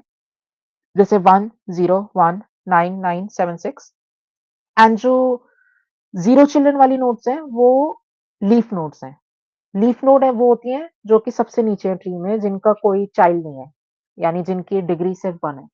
तो 1, 8, 3, 10, 2, 5, 7, 1। सो ये जो स्ट्रक्चर है ये फुल बाइनरी ट्री है एंड इसका रीजन ये है कि इसमें 2 raised to power n nodes थी एंड ये जो मैचिंग का मैकेनिज्म है इसमें तुम देखोगे हमेशा यही एग्जैक्टली मैचेस बनेंगे। पहले 2 elements, next 2 element, next 2 element, फिर 4 एलिमेंट, 4 एलिमेंट, 4 एलिमेंट, फिर 8, 8, 8, 16, 16, 16 इन सब का मर्जिंग रहेगा। सो इसका रीजन जो कि ये दे रखा है इस तरह से, वो यही है कि इस ट्री की एक स्पेशलिटी है फुल बाइनरी ट्री की कि इसकी हाइट जो है वो लॉग एन होगी। नाउ अभी के लिए हम ये A B equal to C set करने वाली क्वेरी को भूल जाते हैं और बस इस क्वेरी पे आंसर करने पे फोकस करते हैं कि अगर हमें इंडेक्स आई गिवन है, तो क्या हम नंबर ऑफ काउज निकाल सकते हैं जो कि ith काउ के अबव होंगी क्विकली? तो इसके लिए मैं स्टार्ट ही कर देता हूँ अप्रोच के साथ कि तुम जैसे इसमें देख रहे हो गेम राउंड्स जो है वो फिक्स्ड हैं। जो स्टैक्स एक दूसरे के अगेंस्ट किसी राउंड में खेलेंगे वो तुम्हें ऑलरेडी पता है। What I mean by this is कि तुम्हें पता है कि फर्स्ट इंडेक्स जो है वो सेकंड इंडेक्स के अगेंस्ट ही खेलेगी फर्स्ट राउंड में एंड उसके बाद सेकंड राउंड में 1-2 वाली जो रेंज है वो 3-4 वाली रेंज के साथ खेलेगी एंड उसके बाद फिर ये 1-4 वाली रेंज जो है वो 5-8 वाली रेंज के साथ खेलेगी। सो ये चीज पता हो ना पहले से, इसका एक फायदा है कि हम प्री कंप्लीट कर सकते हैं। सो अब हम बेसिकली ये करेंगे कि हमें ये पता है कि लास्ट राउंड में जो है, let's see again, last round में हमने क्या देखा कि जो ऊपर से चलते हैं वापस रिवर्स में, जो लास्ट राउंड है उसमें एरे का लेफ्ट हाफ जो है वो राइट हाफ के साथ कंपीट कर रहा है। यानी लेफ्ट एक्सॉर सम और राइट एक्सॉर सम हमें देखना है और अगर जो भी ग्रेटर देन इक्वल टू है या ग्रेटर है, उसके अकॉर्डिंग हमें पता चल जाएगा कि कौन सा हाफ इसमें विन करा है। उसके बाद हम नीचे जा सकते हैं। सो लेट्स से हमारे पास इंडेक्स ये वन बेस्ड इंडेक्सिंग में मान रहा हूँ 1 2 3 4 5 6 7 8। इसमें इंडेक्स 5 में भी हमें क्वेरी आंसर करनी है कि इंडेक्स 5 जो है वो वाली काउ के ऊपर कितनी काउस हैं। सो हम रूट से शुरू करेंगे। हमने यहाँ से शुरू किया। हमने देखा इसका लेफ्ट चाइल्ड और right child.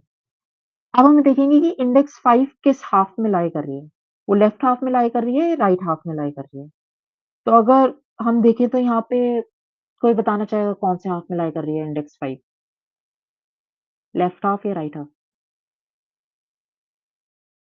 Right. So index 5 जो है वो राइट हाफ में लाई कर रही है। So we will go down this node, this branch. अब हम इस ब्रांच में जा रहे हैं, तो हमें ये देखना चाहिए कि इस राउंड में इसके क्या ये स्टैक विनिंग था या इसका अल्टरनेट वाला स्टैक विनिंग था जिसमें हम नहीं गए। तो उसके लिए हमें लेफ्ट हाफ का एक्सॉर सम और राइट हाफ का एक्सॉर सम पता होना चाहिए, जो कि अभी हम देख रहे हैं कि 0 और 1 है, तो हम देख रहे हैं कि 1 ग्रेटर देन 0 है। तो इसलिए राइट हाफ जिस पे हम जा रहे हैं, यानी जो हमारे काओ जिसका हम आंसर निकाल रहे हैं, उस काओ का जो स्टैक है वो ही इस राउंड में जीता है। तो उसके ऊपर कोई काओ आई नहीं इस राउंड में। नाउ हम नीचे आ गए। अब हमारे पास अगेन सेम प्रॉब्लम है। हम लेफ्ट स्टैक देखेंगे और राइट स्टैक देखेंगे, और हमें ये देखना है कि वो इंडेक्स लेफ्ट स्टैक में है, राइट स्टैक में है।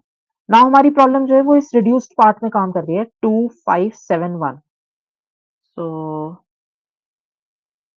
2 5 7 1 ये वाली जो एरे है, इसमें फिफ्थ इंडेक्स जो है वो लेफ्ट हाफ में आ रही है, राइट हाफ में? अभी हम करेंटली इधर हैं 1 पे, लेफ्ट हाफ में। सो हम लेफ्ट चाइल्ड पे बढ़ गए, एंड अब हम अगेन देख रहे हैं कि लेफ्ट चाइल्ड जो है विनिंग है। तो अगेन राइट चाइल्ड के जो स्टैक है वो इसके नीचे ही आ रहा है, इसके ऊपर नहीं आ रहा है। तो हमने कुछ आंसर में ऐड नहीं किया, हम अगेन नीचे बढ़ गए। इसके बाद हम इस पे आए 7 पे। अब ये जो नोड है ये लेफ्ट हाफ में, राइट हाफ में? अब हम 2 5 वाली रेंज में हैं। फिफ्थ इंडेक्स जो है वो लेफ्ट में है या राइट में? हमारे पास अभी इंडेक्सेस 5 और 6 है, अगेन लेफ्ट में।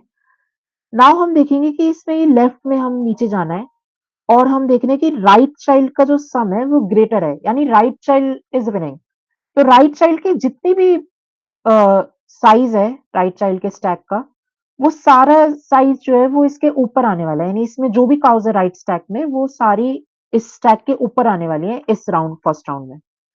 सो इसलिए हम अ, इसका जो साइज है वो आंसर एड अप कर देंगे। हम इसी तरह से चलते जाएंगे until we reach the leaf node. Leaf node पे हम उसी इंडेक्स पे खड़े होंगे जिस इंडेक्स की हम क्वेरी कर रहे थे, ith इंडेक्स की। सो ये एक डिवाइड एंड कॉन्कर अप्रोच थी कि हम हर जो ट्री है बाइनरी ट्री, उसमें राइट जाएंगे या लेफ्ट जाएंगे डिपेंडिंग कि वो इंडेक्स किस ट्री में है। और हम ये देखेंगे कि जिस पॉइंट पे हम लेफ्ट या राइट जा रहे हैं उसमें हम अगर मान लो राइट गए तो हम देखेंगे कि क्या लेफ्ट विनिंग था। अगर लेफ्ट विनिंग था तो हम लेफ्ट का साइज एड अप कर देंगे आंसर में। अगर लेफ्ट विनिंग नहीं था और हम राइट में गए तो हम एज इट इज बढ़ते जाएंगे विदाउट एडिंग एनीथिंग। फिर हम आगे नीचे बढ़ेंगे, सेम रिकर्सिव प्रॉब्लम हम सॉल्व करेंगे again and again till we reach the leaf node. Leaf node is the base case for this problem. So इसमें let's come back to the talk.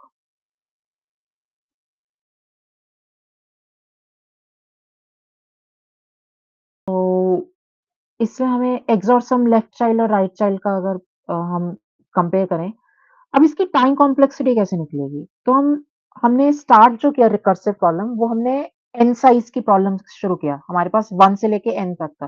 यहाँ पे मैं ये n अज्यूम कर रहा हूँ, मतलब 2 रेज़ टू पावर n है बेसिकली। लेकिन 2 raise to power n ignore करो, अज्यूम कि एरे का साइज n था एंड n एक 2 की पावर है। तो मैं n साइज की एरे के साथ शुरू किया मैंने 1 से n की रेंज में। फिर मैं हर बार ऑपरेशन जो है या तो लेफ्ट हाफ जा रहा हूँ या राइट हाफ। यानी मैं अगर टाइम ऑफ n निकालूँ t ऑफ n से, तो मैं वो इक्वल होगा t ऑफ n बाई 2 के, क्योंकि मैंने रिकर्सिव फंक्शन कॉल किया उस हाफ के लिए, प्लस x। x किस पे डिपेंड करता है? जो कि नॉन रिकर्सिव वर्क मैंने इस फंक्शन में किया है before calling the recursive function call, उससे x निकलेगा, और वो x इसमें आ रहा है इस एक्सप्रेशन में। नाउ x इस केस में वो टाइम होगा जो कि हम ले रहे हैं टू डिसाइड कि इस लेवल पे कौन सा स्टैक विनिंग था। जैसे अगर हम गिवन एग्जांपल देखें, तो अगर मैं थर्ड लेवल पे देखूं, तो थर्ड लेवल पे मैं ये देख रहा हूँ कि कौन सा स्टैक विनिंग था। उस स्टैक विनिंग को निकालने के लिए जो मैं टाइम ले रहा हूँ वो x है। अगर मैं नाइवली इस काम को करूं कि मैं 1 8 3 10 इसका एक्सॉर सम निकालूं और फिर 2 5 7 1 इसका एक्सॉर सम निकालूं और उनको कंपेयर करूं, तो मैं ऑर्डर एन करूंगा नॉन रिकर्सिव वर्क हर लेवल पे। एंड अगर मैं ऑर्डर n रखूं तो इसकी टोटल टाइम कॉम्प्लेक्सिटी इस एक्सप्रेशन से Tn की आएगी ऑर्डर n। ये क्यों आएगी, इसके लिए CLRS का डिवाइड एंड कॉन्कर का चैप्टर देख सकते हो। बट इफ इंट्यूटिवली यहाँ पे देखना है तो सिंपल चीज है कि मैं इस लेवल पे था, मेरे पास n साइज की थी एरे, तो मैंने n वैल्यूज पे लगभग इटरेट किया है टू फाइंड द एक्सॉर सम। उसके बाद मैंने हाफ पे में बढ़ गया, तो मेरे पास अब n/2 है एंड इस पे मैंने आगे अगेन दोनों वैल्यूज फिर से देखी। तो मैं ये बार-बार देखते जाऊँगा, तो इसके बाद मेरे को हर स्टेप पे मतलब ये ऑर्डर n का ऑपरेशन हो ही रहा है एंड अ, ऑर्डर n भी एक्चुअली नहीं, n plus n/2 plus n/4 so on. तो अगर मैं ये एंड अप तक ऐड अप करते जाऊँ तो ये ऑर्डर n आ जाएगा। नाउ इसको मैं ऑप्टिमाइज़ कैसे कर सकता हूँ? मेरे पास ये जो ट्रैवर्सल था ट्री का, ये log n में था क्योंकि हाइट log n है। अगर मैं इस नॉन रिकर्सिव फंक्शन को ऑर्डर 1 या ऑर्डर log n कर दूँ, तो मैं इस टोटल मतलब ऑर्डर 1 कर दूँ, तो मैं इस टोटल लाइन कॉम्प्लेक्सिटी को ऑर्डर log n बना सकता हूँ। उसके लिए हम प्रीफिक्स XOR अरे यूज़ करेंगे। अगेन यही वो प्रीफिक्स सम वाला कांसेप्ट है कि अगर मेरे को अरे का सम निकालना होता था,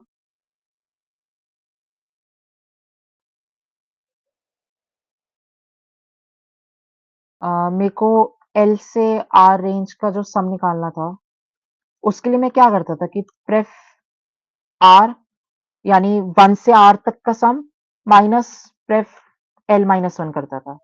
यानी 1 से L-1 तक का सम जो है वो मैंने सब्ट्रैक्ट कर दिया। सो इसी चीज़ को मैं XOR में भी कर सकता हूँ।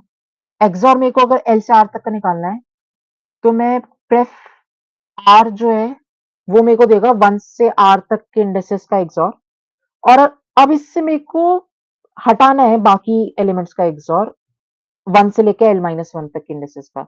तो इसमें एक प्रॉपर्टी यूज़फुल है कि अगर मैं K XOR K करूँ,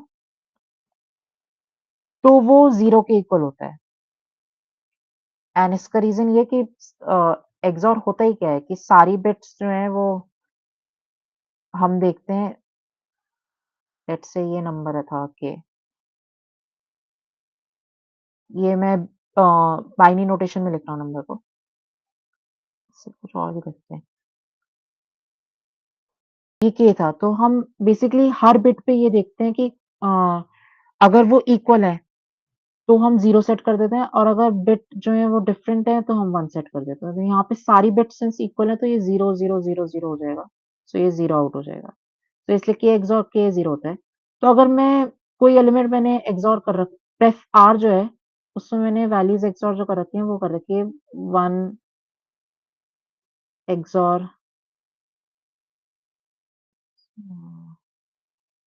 जो प्रेफ R था, उसमें मैंने बेसिकली वैल्यूज़ कौन-सी XOR कर रखी है?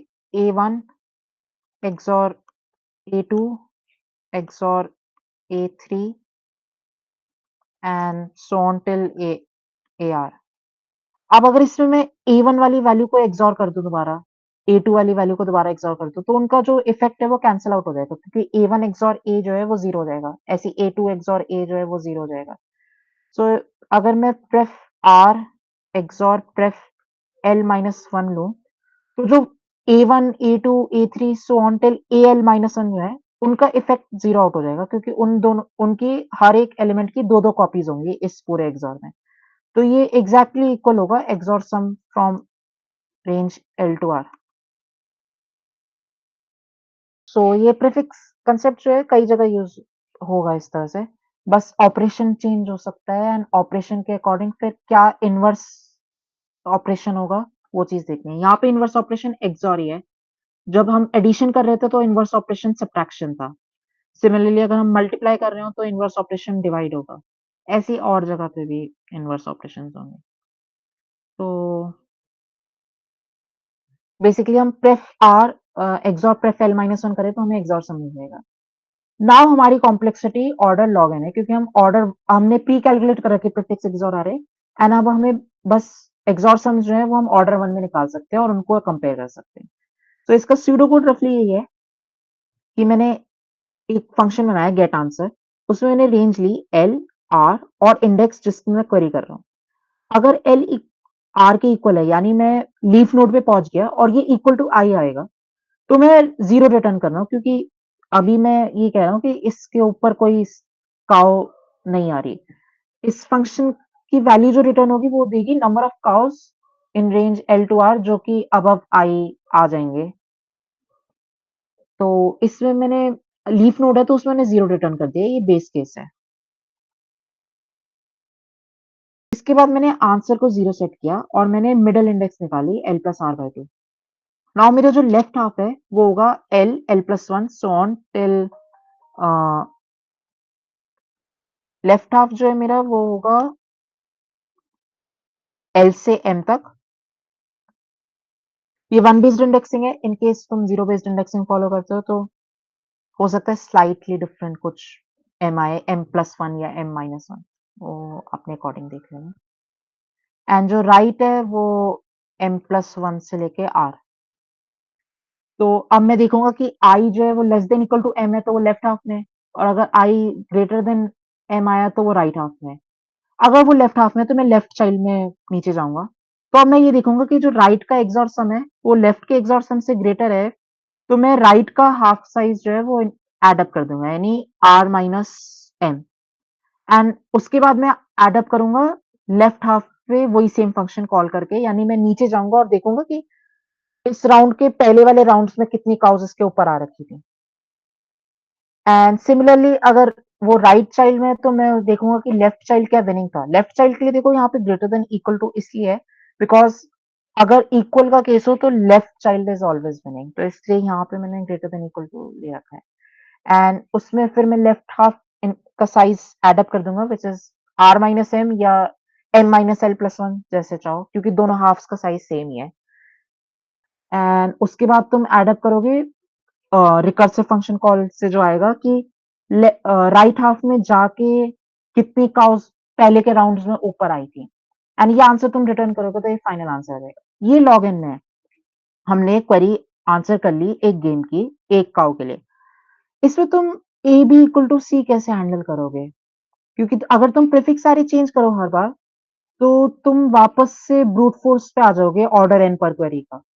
तो इसको कोई बताना चाहेगा कि कैसे चेंज हो सकती है ए बी इक्वल टू सी इसी इसी फंक्शन में ओरिजिनल प्रीफिक्स एरे के साथ। चैट में बता दो या अनम्यूट करके बता दो इफ किसी को बताना हो तो।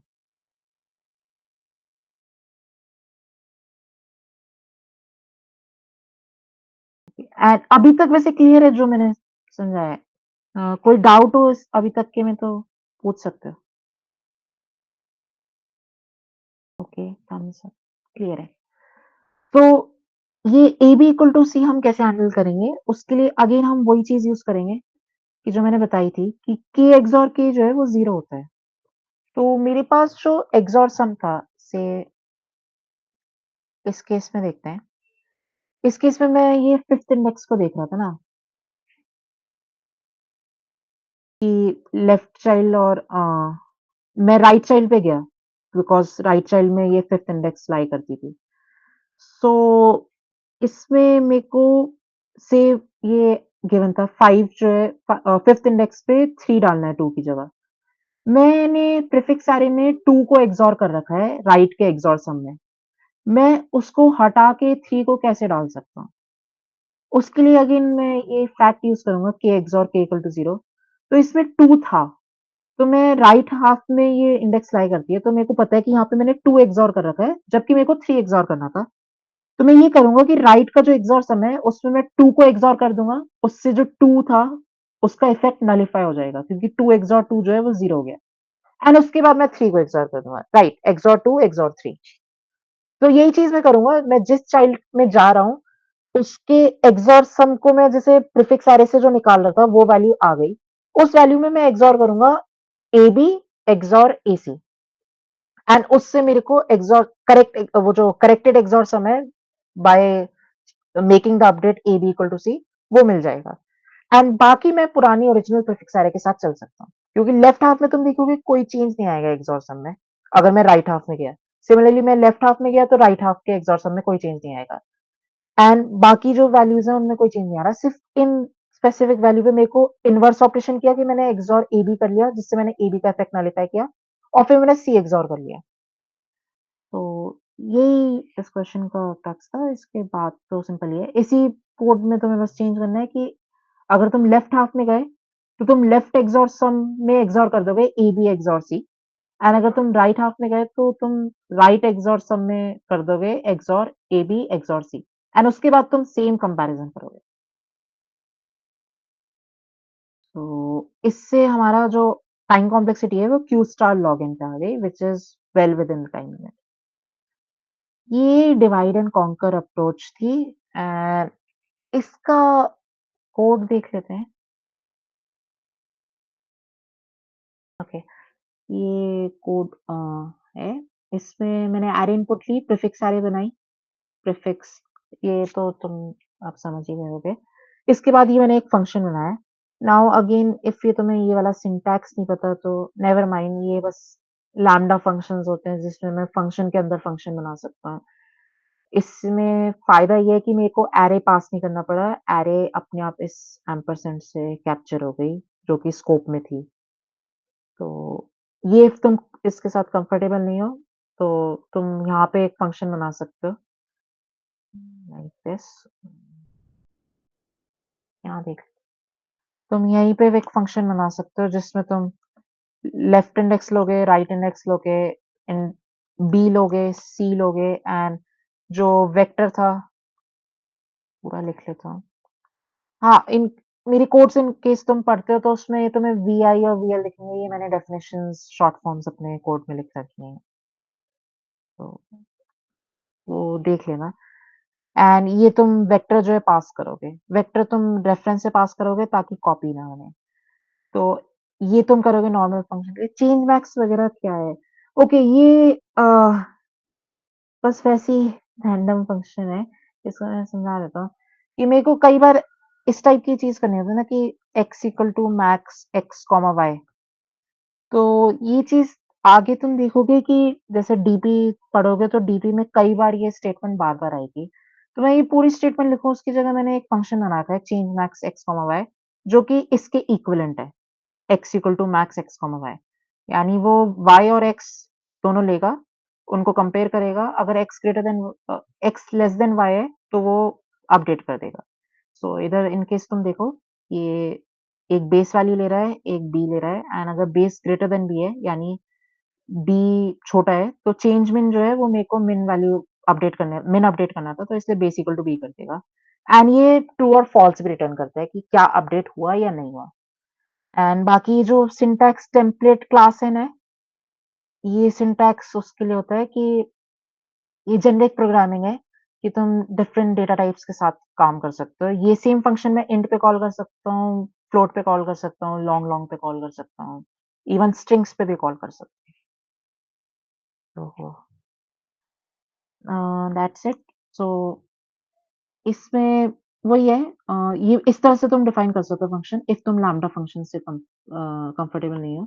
बस तुम्हें वो एरे वगैरह जो है वो पास करनी पड़ेगी सिंस वो ग्लोबल स्कोप में नहीं थी, लोकल स्कोप में थी। तुम ग्लोबल स्कोप में भी रख सकते हो बट देन रिमेंबर कि उन्हें रीसेट करो हर टेस्ट केस पे। सो उसके बाद सिंपल चीज़ है कि मैंने साइज़ जो है वो r-l+1/2 निकाला एंड जो लेफ्ट हाफ है वो L से लेके L प्लस साइज़ -1 तक है। तो मैंने लेफ्ट का एक्सॉर सम निकाल लिया, राइट का एक्सॉर सम निकाल लिया, ओरिजिनल प्रीफिक्स एरे से। इसके बाद मैंने r = 0 सेट किया। अगर इंडेक्स b जो है वो लेस देन लेफ्ट हाफ में है, तो मैंने लेफ्ट में ये XOR a b XOR c किया। फिर मैंने देखा कि राइट का एक्सॉर सम लेफ्ट के ग्रेटर है, तो मैंने साइज़ ऐड अप कर दिया। साइज़ बेसिकली मेरे को हाफ का साइज़ दे रहा है, लेफ्ट हाफ या राइट हाफ, दोनों का साइज़ इक्वल है since 2 raised to power n था। एंड सिमिलरली राइट का केस है, मिरर केस ही ऑलमोस्ट। एंड उसके बाद रिटर्न आंसर। उसके बाद क्वेरीज़ तो सिंपल है कि गेट आंसर कॉल करना है 1 से n रेंज पे। इसमें 1 बेस्ड इंडेक्सिंग। ओके, ये भी एक चीज़ है। मैं यूजुअली प्रीफिक्स अरेज़ जब मैं बनाता हूँ तो वन बेस्ड इंडेक्सिंग फ़ॉलो करता हूँ। इससे स्लाइटली ये फ़ायदा होता है कि तुम्हें प्रेफ 0 वाला केस में एज केस हैंडल नहीं करना पड़ता। लाइक इधर मैंने ये किया pref l plus size -1 XOR pref l-1। तो ये l-1 मेरे को चेक नहीं करना पड़ रहा कि ये l-1 कहीं -1 तो नहीं हो रहा। तो उसके लिए मैंने सिंपली 1 बेस्ड इंडेक्सिंग रखी है और एक 0th इंडेक्स पे 0 रख ली वैल्यू। बस प्रैक्टिस है ये फिर क्या होगा। And from my side F is done. अब जी पे इफ इस पे कोई डाउट है किसी को? नहीं, क्लियर है। ओके सो जी पे पढ़ते हैं, जी उत्कर्ष समझाएगा।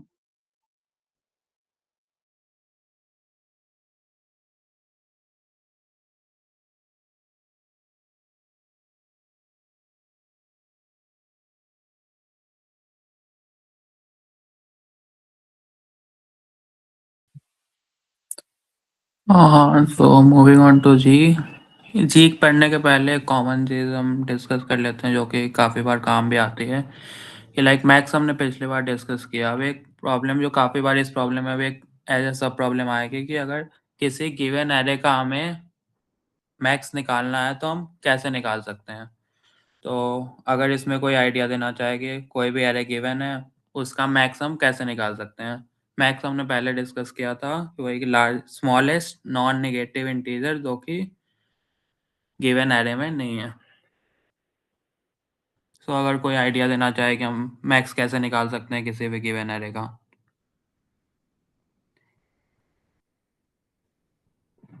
या हैशिंग सही है, हम हैशिंग भी यूज़ कर सकते हैं कि लाइक हम हैशिंग करें और हर एक वैल्यू पे हम जाके देख लें कि वो है या नहीं। हैशिंग अब मैंने जो दूसरा था हैशिंग भी अगर लेखें तो वेक्टर एरे का साइज कभी n से बड़ा होगा नहीं तो मे भी हम n+1 का बना लें और सारे वैल्यू के लिए हैश को 1 कर दें।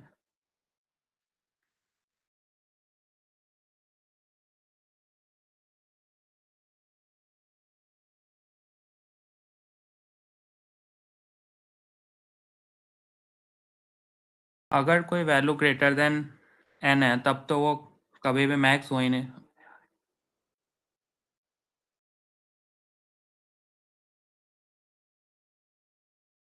हाँ, अगर कोई वैल्यू ग्रेटर देन n है तो वो तो कभी मैक्स हो ही नहीं सकती। तो हम केवल लेस देन n यूज़ करेंगे और उसमें हम देख सकते हैं कि उसके हम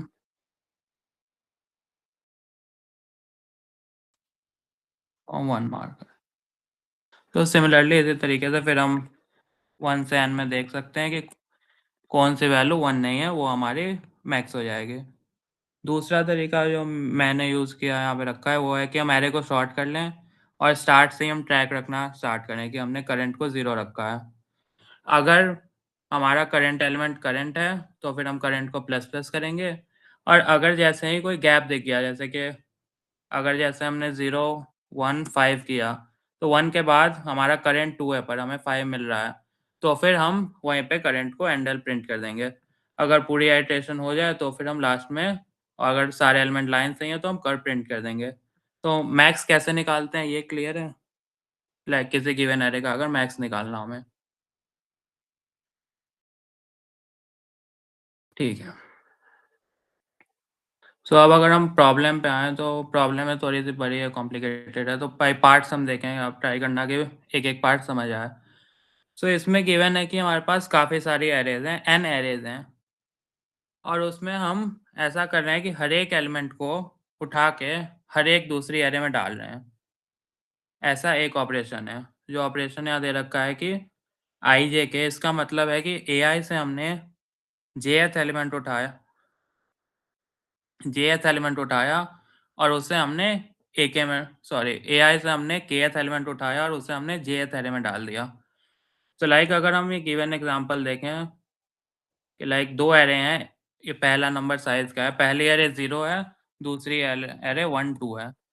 तो इसका कहने का मतलब है कि हम क्या-क्या ऑपरेशन इसमें कर सकते हैं। पहला ऑपरेशन है कि 0 को हम इसमें डाल दें, तो जो हमारी एरे बनेगी वो बनेगी, ये एरे बिल्कुल खाली हो जाएगी, दूसरी एरे बन जाएगी 0 1 2। दूसरा है कि 1 को हम पहली एरे में डाल दें, तो 0 1 और ये 2। तीसरा केस है कि हम 2 को ही पहले एरे में डाल दें, तो 0 2 एंड 1। सो एक ही ऑपरेशन हमें करना है। तो लाइक इस केस में 2 एरे थी तो हम 3 ऑपरेशन कर सकते हैं। अब इस क्वेश्चन में हमसे चाह रहा है कि हम जब ये सारे ऑपरेशन करें, फिर हम जितनी भी सारी एरे बनी हैं उसके बाद उन सब का हम मैक्स निकालें। सो लाइक इसमें 0 1 2 थी तो हम टोटल 3 ऑपरेशन कर सकते हैं और हर एक में अगर हम मैक्स निकालें तो एम्प्टी एरे का मैक्स बाय डिफ़ॉल्ट 0 होता है। इस एरे का मैक्स अगर हम देखें तो 0 1 2 तो तीनों नंबर हैं तो मैक्स 3 होगा। 0 1 है तो मैक्स 2 होगा। 2 है तो 0 ही नहीं है तो मैक्स 0 होगा। सिमिलरली 0 2 है तो 0 है पर 1 नहीं है तो मैक्स 1 होगा। 1 है तो मैक्स 0 नहीं है तो मैक्स 0 होगा। सो लाइक अब देखें तो इसमें वही कहा है कि पहले इसने ये किया 0 को इसमें डाला तो 0 1 2 मैक्स 0 और 3 आ गया तो इनका सम 3 हो गया। फिर इसने जब 1 को डाला तो मैक्स 2 और 0 हो गया तो इनका सम 2 हो गया। फिर इसने 2 को डाला तो मैक्स 1 और 0 हो गया, इनका सम 1 हो गया। तो फिर हमें टोटल सम हमें आउटपुट देना है तो इसका आउटपुट हो जाएगा 6। तो क्वेश्चन क्लियर है कि क्वेश्चन क्या कहना चाहता है, हमें क्या करना है? या फिर क्वेश्चन में कोई डाउट हो तो?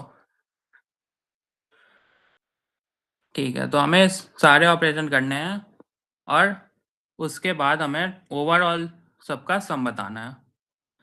सो पहले एक चीज़ तो हम कर सकते हैं, हम हर एक का इंडिविजुअल मैक्स निकाल सकते हैं, वो हमने डिस्कस कर लिया हम कैसे निकालें। अब एक चीज़ है कि हर एक ऑपरेशन में हम देखें, तो जो भी ऑपरेशन हो रहा है i, j, k से, उसमें हो तो ये रहा है कि ai का एक एलिमेंट जा रहा है और वो ai का jth एलिमेंट जा रहा है और वो k में जा रहा है। तो ai से एक एलिमेंट कम हो रहा है और ak में एक एलिमेंट बढ़ रहा है। तो बाकी सारे एरे का मैक्स तो सेम ही रहेगा। लाइक जब 2 ही एरे चेंज हो रही है तो बाकी सारे एरे का जो मैक्स बाय डिफ़ॉल्ट है, वो तो वही रहेगा। सो अब अगर हम आते हैं कि कोई भी एलिमेंट किसी एरे में हम ऐड कर रहे हैं, उससे मैक्स कब चेंज होगा? तो ये अगर कोई बताना चाहे कि लेट्स से कोई एरे है, उसमें हमने कोई नंबर ऐड किया, लेट्स से इसमें कुछ नंबर से,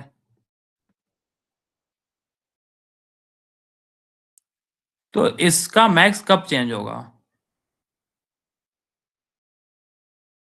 ये कौन सी वैल्यू हम ऐड करें जिससे इसका मैक्स चेंज हो?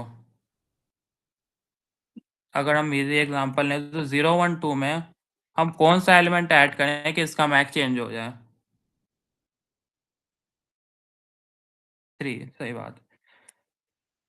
लाइक 3 ऐड करेंगे तो ही हमारा मैक्स चेंज होगा। बाकी अगर हम कुछ भी ऐड करें तो जो पुराना मैक्स है वही रहेगा कि लाइक 0, लेट्स से हमने 4 ऐड किया तो 3 तो अभी भी नहीं है, 3 तो अभी भी नहीं है तो हम 4 ही हमारा मैक्स, सॉरी 3 ही हमारा मैक्स रहेगा। पर अगर हमने 3 ऐड किया तो मैक्स हमारा 4 हो जाएगा। इसमें तो अगर हम उसका मैक्स ऐड करेंगे तो ही मैक्स चेंज होगा। या सो अगर हम जब मैक्स ऐड करेंगे तभी मैक्स। और एक चीज़ है कि आपको लग सकता है कि मैक्स केवल 1 से चेंज होगा। लाइक इस केस में 0 1 2 3 है, हमने 0 1 2 3 किया तो 4 मैक्स हो गया, ऐसा भी नहीं है। लाइक अगर मैं दूसरा एग्जांपल लूँ 0 1 2 4, इसका मैक्स अभी 3 है, पर जिससे हमने 3 ऐड कर दिया इसमें, अब इसका मैक्स हो गया 5। तो ये ठीक है। सो वही मैंने लिखा है कि adding an element only affect max if we add the current array's max. So if we add its max increases, otherwise max remain unchanged. उसके बाद हमने डिस्कस किया था कि दो ही चीज होती है, ai को एक एलिमेंट ak को गेन होता है, ai को लूज होता है। तो गेन तो हमने देख लिया, अब लूज में अगर हम जाएं तो लूज में कब लॉस होगा? तो इसमें पहले हम नंबर क्लासिफाई कर लेते हैं कि अगर कोई नंबर मैक्स से ही बड़ा है, लेट्स से इसका मैक्स 3 है, अगर कोई नंबर 3 से ही बड़ा है, ग्रेटर देन 3 है, उसके हटाने से तो मैक्स को कोई फर्क ही नहीं पड़ेगा। ये तो क्लियर है ना कि लाइक मैक्स से बड़ा नंबर हम हटा रहे हैं, वो तो कंट्रीब्यूट ही नहीं कर रहा मैक्स में। लाइक इसमें अगर हम 4 हटा दें तो मैक्स तो चेंज होगा नहीं, 5 हटा दें तो मैक्स चेंज होगा नहीं। ये क्लियर है? या लेस देन मैक्स, सही है। सो लेस देन मैक्स में भी एक कंडीशन है कि लाइक अगर कोई एलिमेंट 2 बार आ रहा है, तो इसमें अगर हम 1 0 हटा भी दें तो भी हमारा मैक्स चेंज नहीं होगा। लाइक 0 1 2 3 मैक्स पहले भी 4 था, अब भी मैक्स 4 ही है। तो इसी का हम रिटर्न देख लेते हैं। Removing an element only affect max if we remove the only occurrence of its value. So अब इसका एक बार हम कोड पे देख लेते हैं पहले आंसर पे जाने से पहले। सो मैक्स निकालने के लिए बेसिकली मैंने एक सेट का यूज़ किया है। ये एक सेट है जिसमें हमने सारी वैल्यूज़ को पुश किया है। सेट में हम आइटरेट कर रहे हैं। अब वही है कि अगर एमी करंट पॉइंटर है, अगर उसके इक्वल है तब तो मैंने एमी को प्लस प्लस कर दिया है। अब लेट्स से कोई एक नंबर मिसिंग है, तो वो नंबर भी हमें आगे काम आ सकता है। लाइक अगर हम सैंपल देखा था हमने 0 1 3 4, इसमें अगर 2 मिसिंग है तो 2 के आने से मैक्स 3 नहीं हो रहा है बल्कि सीधा 5 ही हो जा रहा है। तो MEX जो है, मिस आई जो है, वो हमारा कैलकुलेट करता है कि हमारा करंट मैक्स क्या है।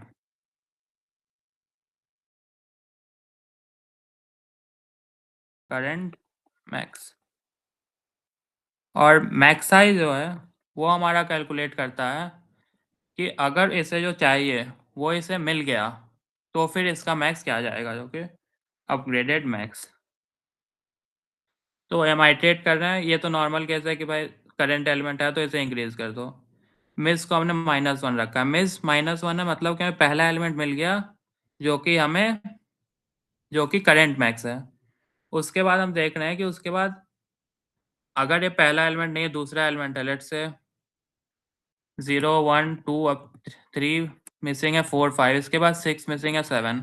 तो 2 एलिमेंट तो हम डाल नहीं सकते, इसलिए अगर पहला है तब तो हम वो गिव अवे कर रहे हैं, लेकिन दूसरा है तो हम ब्रेक कर जा रहे हैं। सो हमने बेसिकली यही कैलकुलेट किया है कि मिस आई वो नंबर है जो कि करंट मैक्स है और मैक्स आई वो नंबर है जो कि अपग्रेडेड मैक्स है। तो इसका कोड क्लियर है कि मिस आई और मैक्स आई क्या रिप्रेजेंट करने हैं कोड में। ठीक है। उसके बाद अगर हम डिलीट पे जाएं तो डिलीट का कोड सिंपल है कि हमसे एन अरेज थी, हम एक अरे पकड़ रहे हैं। उसके बाद हम एमपी अरे मतलब एमपी अरे जो है वो एक मैप है बेसिकली। आई का मतलब है ith अरे आउट ऑफ एन और एक्स का मतलब है एलिमेंट। सो हम हर एक आई में इटरेट करें, टर्नरी ऑपरेटर होता है। इसका मतलब है कि अगर ये कंडीशन सही है तब तो ये, नहीं तो ये। अगर किसी एलिमेंट की फ्रीक्वेंसी 1 से ज़्यादा है तब तो हमें फ़र्क ही नहीं पड़ता, तब तो जो मैक्स है वही रहेगा। नहीं तो मिनिमम ऑफ वो एलिमेंट या फिर जो हमारा करंट मैक्स है, लाइक 0 1 2 3 4 6। लेट्स से जब 6 इम्प्रूव हो रहा है तो 6 हटाएंगे तो हम देख रहे हैं minimum of 6 comma current max, तो हमारा मैक्स यही होगा। और लेट्स से अगर इसी में हम 4 अगर रिमूव करते तब हमारा होता minimum of 4 comma current max जो कि 5 है। तो इस केस में हमारा 4 हो जाता, क्योंकि अगर हम 4 को हटाएं तब तो हमारा मैक्स 4 हो जाएगा और 6 5 में हमारा 5 ही रहेगा 6 के हटाने से। तो ये हमारा एसओ जो है वो कंटेन कर रहा है कि हमें हटाने से क्या मिल रहा है। ठीक है, तो ये तो हो गया कि एक एलिमेंट हम हटा रहे हैं, एक एलिमेंट हम ऐड कर रहे हैं। एक और चीज़ जो मैंने मेंटेन की है वो है global frequency array. Like MPIX तो केवल इसका है। MX का मतलब है कि टोटल नंबर x सारे एरे में मिला के उसकी कितनी फ्रीक्वेंसी है। MX है और एक MPIX है। MPIX का काम हो गया, उसका यहीं तक काम था MX। अब हम देखते हैं कि हम जब आई पे ऑपरेशन कर रहे हैं तो क्या फ़र्क पड़ रहा है। हम 1 से n में आइटरेट करेंगे। उसमें लेट्स से हमने मिसिंग नंबर निकाल लिया मिस आई। मिस आई मैंने कहा था कि मिस आई जो है वो करंट मैक्स है। अगर हम करंट मैक्स ऐड कर दें, अगर ये हम ऐड करें तो हमारा मैक्स MEXI हो जाएगा जो कि अपग्रेडेड मैक्स है। अगर हम देखें तो आंसर में जिसमें जब भी ये आई में एडिशन होगा तो हम मैक्स टाइम मिसाई एम एम ऑफ मिसाई है कि मिसाई की फ्रीक्वेंसी क्या है। एक और चीज़ है कि मिसाई कभी करंट वाले में तो होगा नहीं, क्योंकि अगर करंट वाले में मिसाई होता तो मैक्स मिसाई +1 हो जाता। तो हम डायरेक्टली यूज़ कर सकते हैं। सो फ्रीक्वेंसी ऑफ मिसाइल टाइम तो मैक्स है और करंट जो है वो सारे एलिमेंट का सम है। एसयू का मतलब है total number of element. S U is sum of all N arrays, like number of elements in all arrays. तो इसमें हम देखें तो max i time M of min i time max i add हो रहा है और बाकी रिमेनिंग टाइम मिसाई ऐड हो रहा है। तो ये क्लियर है कि कब मैक्साई ऐड हो रहा है और कब मिसाई ऐड हो रहा है, या फिर इसमें कोई डाउट है तो पूछ लो। ठीक है। सो अब एडिशन तो हमने देख लिया, अब सब्ट्रैक्शन अगर हम देखें तो जब भी हम एक ऑपरेशन कर रहे हैं, हमने कोई एक एरे को पकड़ा है कि 0, 1, 2 इसी में हम इंसर्शन कर रहे हैं, पर हमें हर अपडेट के बाद हर एक एरे का सम चाहिए। तो बाकी सारी एरे हैं उनमें भी डिलीशन होगा, हर एक में कभी ना कभी डिलीशन तो होगा ही। लाइक कभी ये वाला 1 जाएगा, कभी ये वाला 2, कभी ये वाला 0 और कभी ये वाला 1।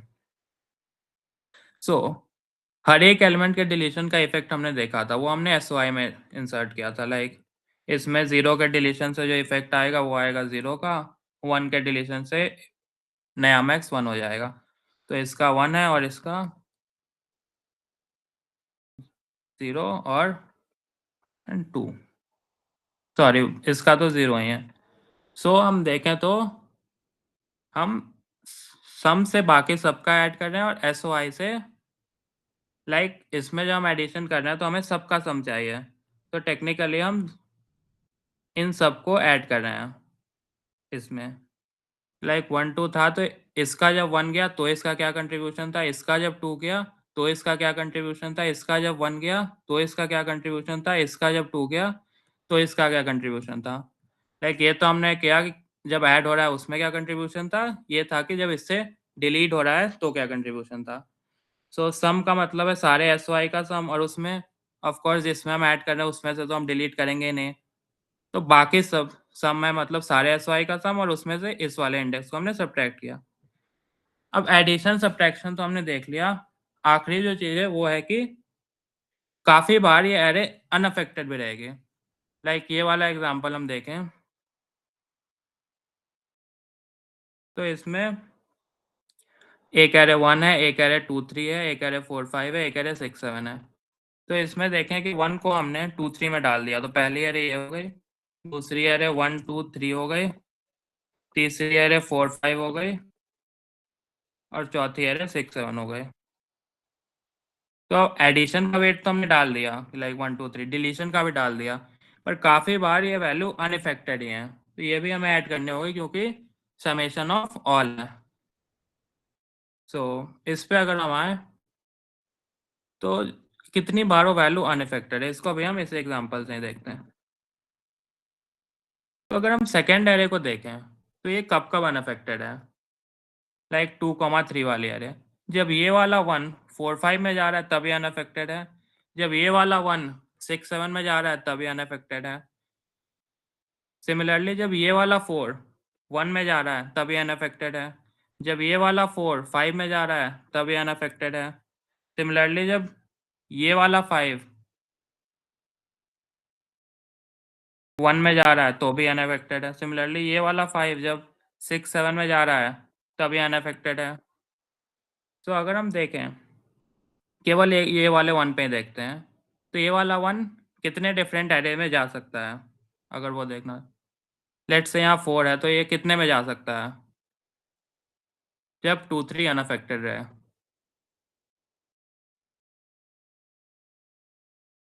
तो अगर हम देखें तो ये खुद में तो जा नहीं सकता, और जो हमने अनअफेक्टेड माना है उसमें भी नहीं जा सकता। तो टोटल एन एरे थी, उसमें से खुद में नहीं जा सकता और बाकी में नहीं जा, एक और जिसको हम अनअफेक्टेड मान रहे हैं उसमें नहीं जा सकता। तो n-1 so total n-2 arrays में ये जा सकता है। तो ये क्लियर है कि ये n-2 में जा सकता है जब ये अनअफेक्टेड है।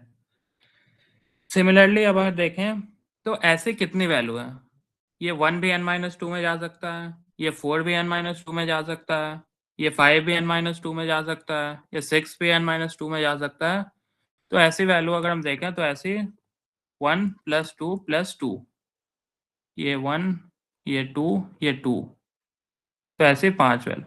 इसको अगर हम देखें तो ये बेसिकली इसको हम लिख सकते हैं 1 + 2 + 2 + 2 - 2।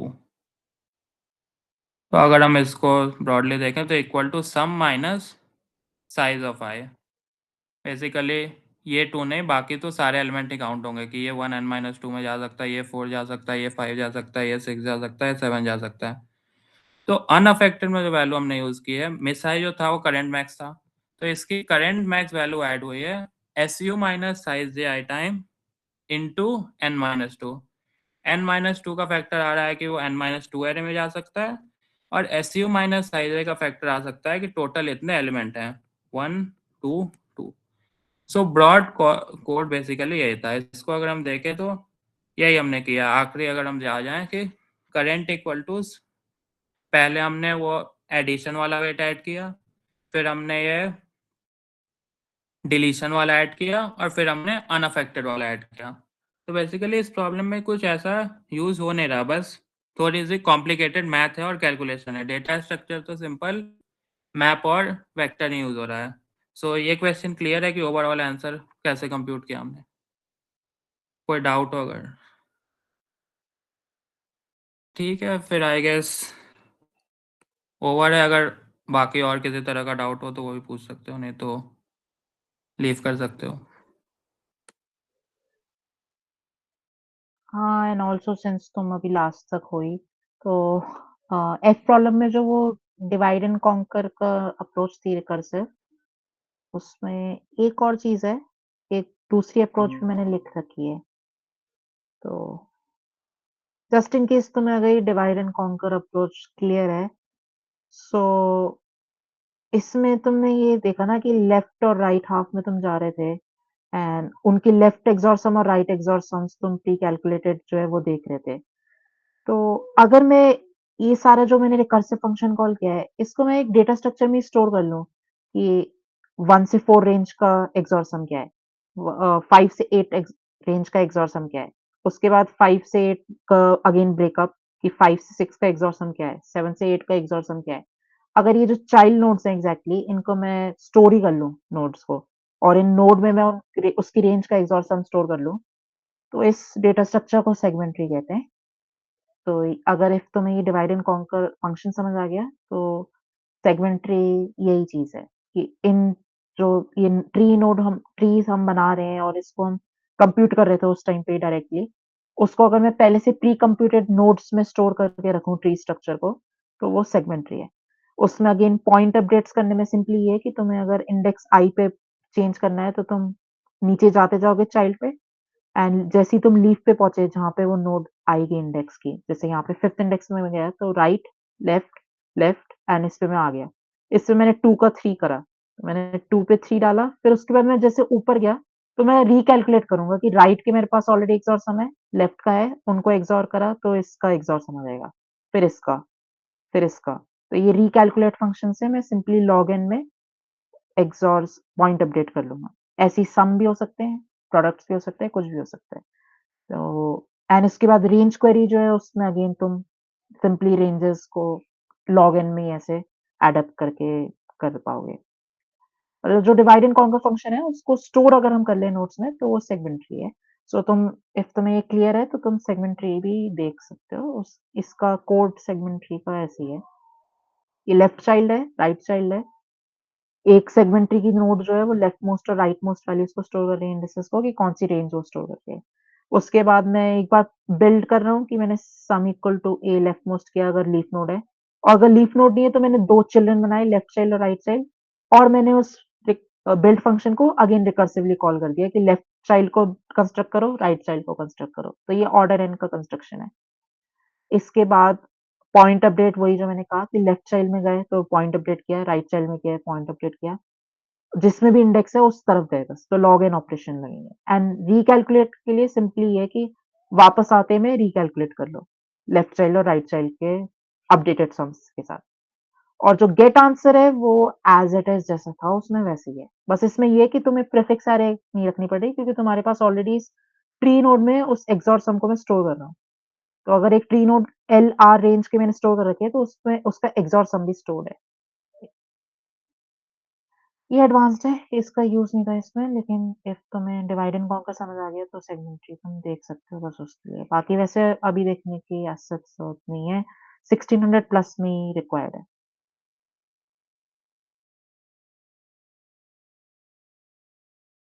Time complexity is same in both cases. Yes, time complexity same है बोथ केसेस में। सेगमेंट ट्री जो है उसका कंस्ट्रक्शन ऑर्डर एन में हुआ एंड उसके बाद जो क्वेरी आंसर हुई है वो लॉग एन में हुई है।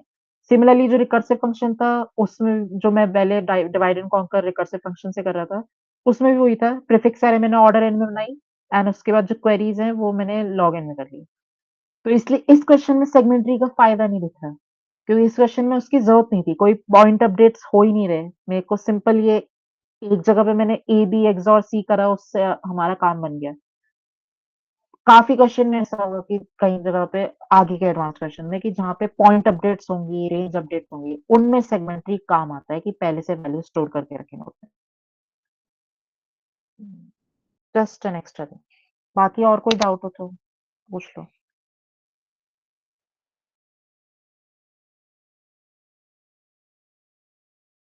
ओके, सो आई थिंक कोई और डाउट नहीं है तो लीव कर सकते हैं। एंड बाकी ये जो नोट्स हैं ये मतलब जो डिस्कशन है ये डॉक शेयर हो जाएगा। यू कैन, या welcome. State next Arihant time कर सकते हैं।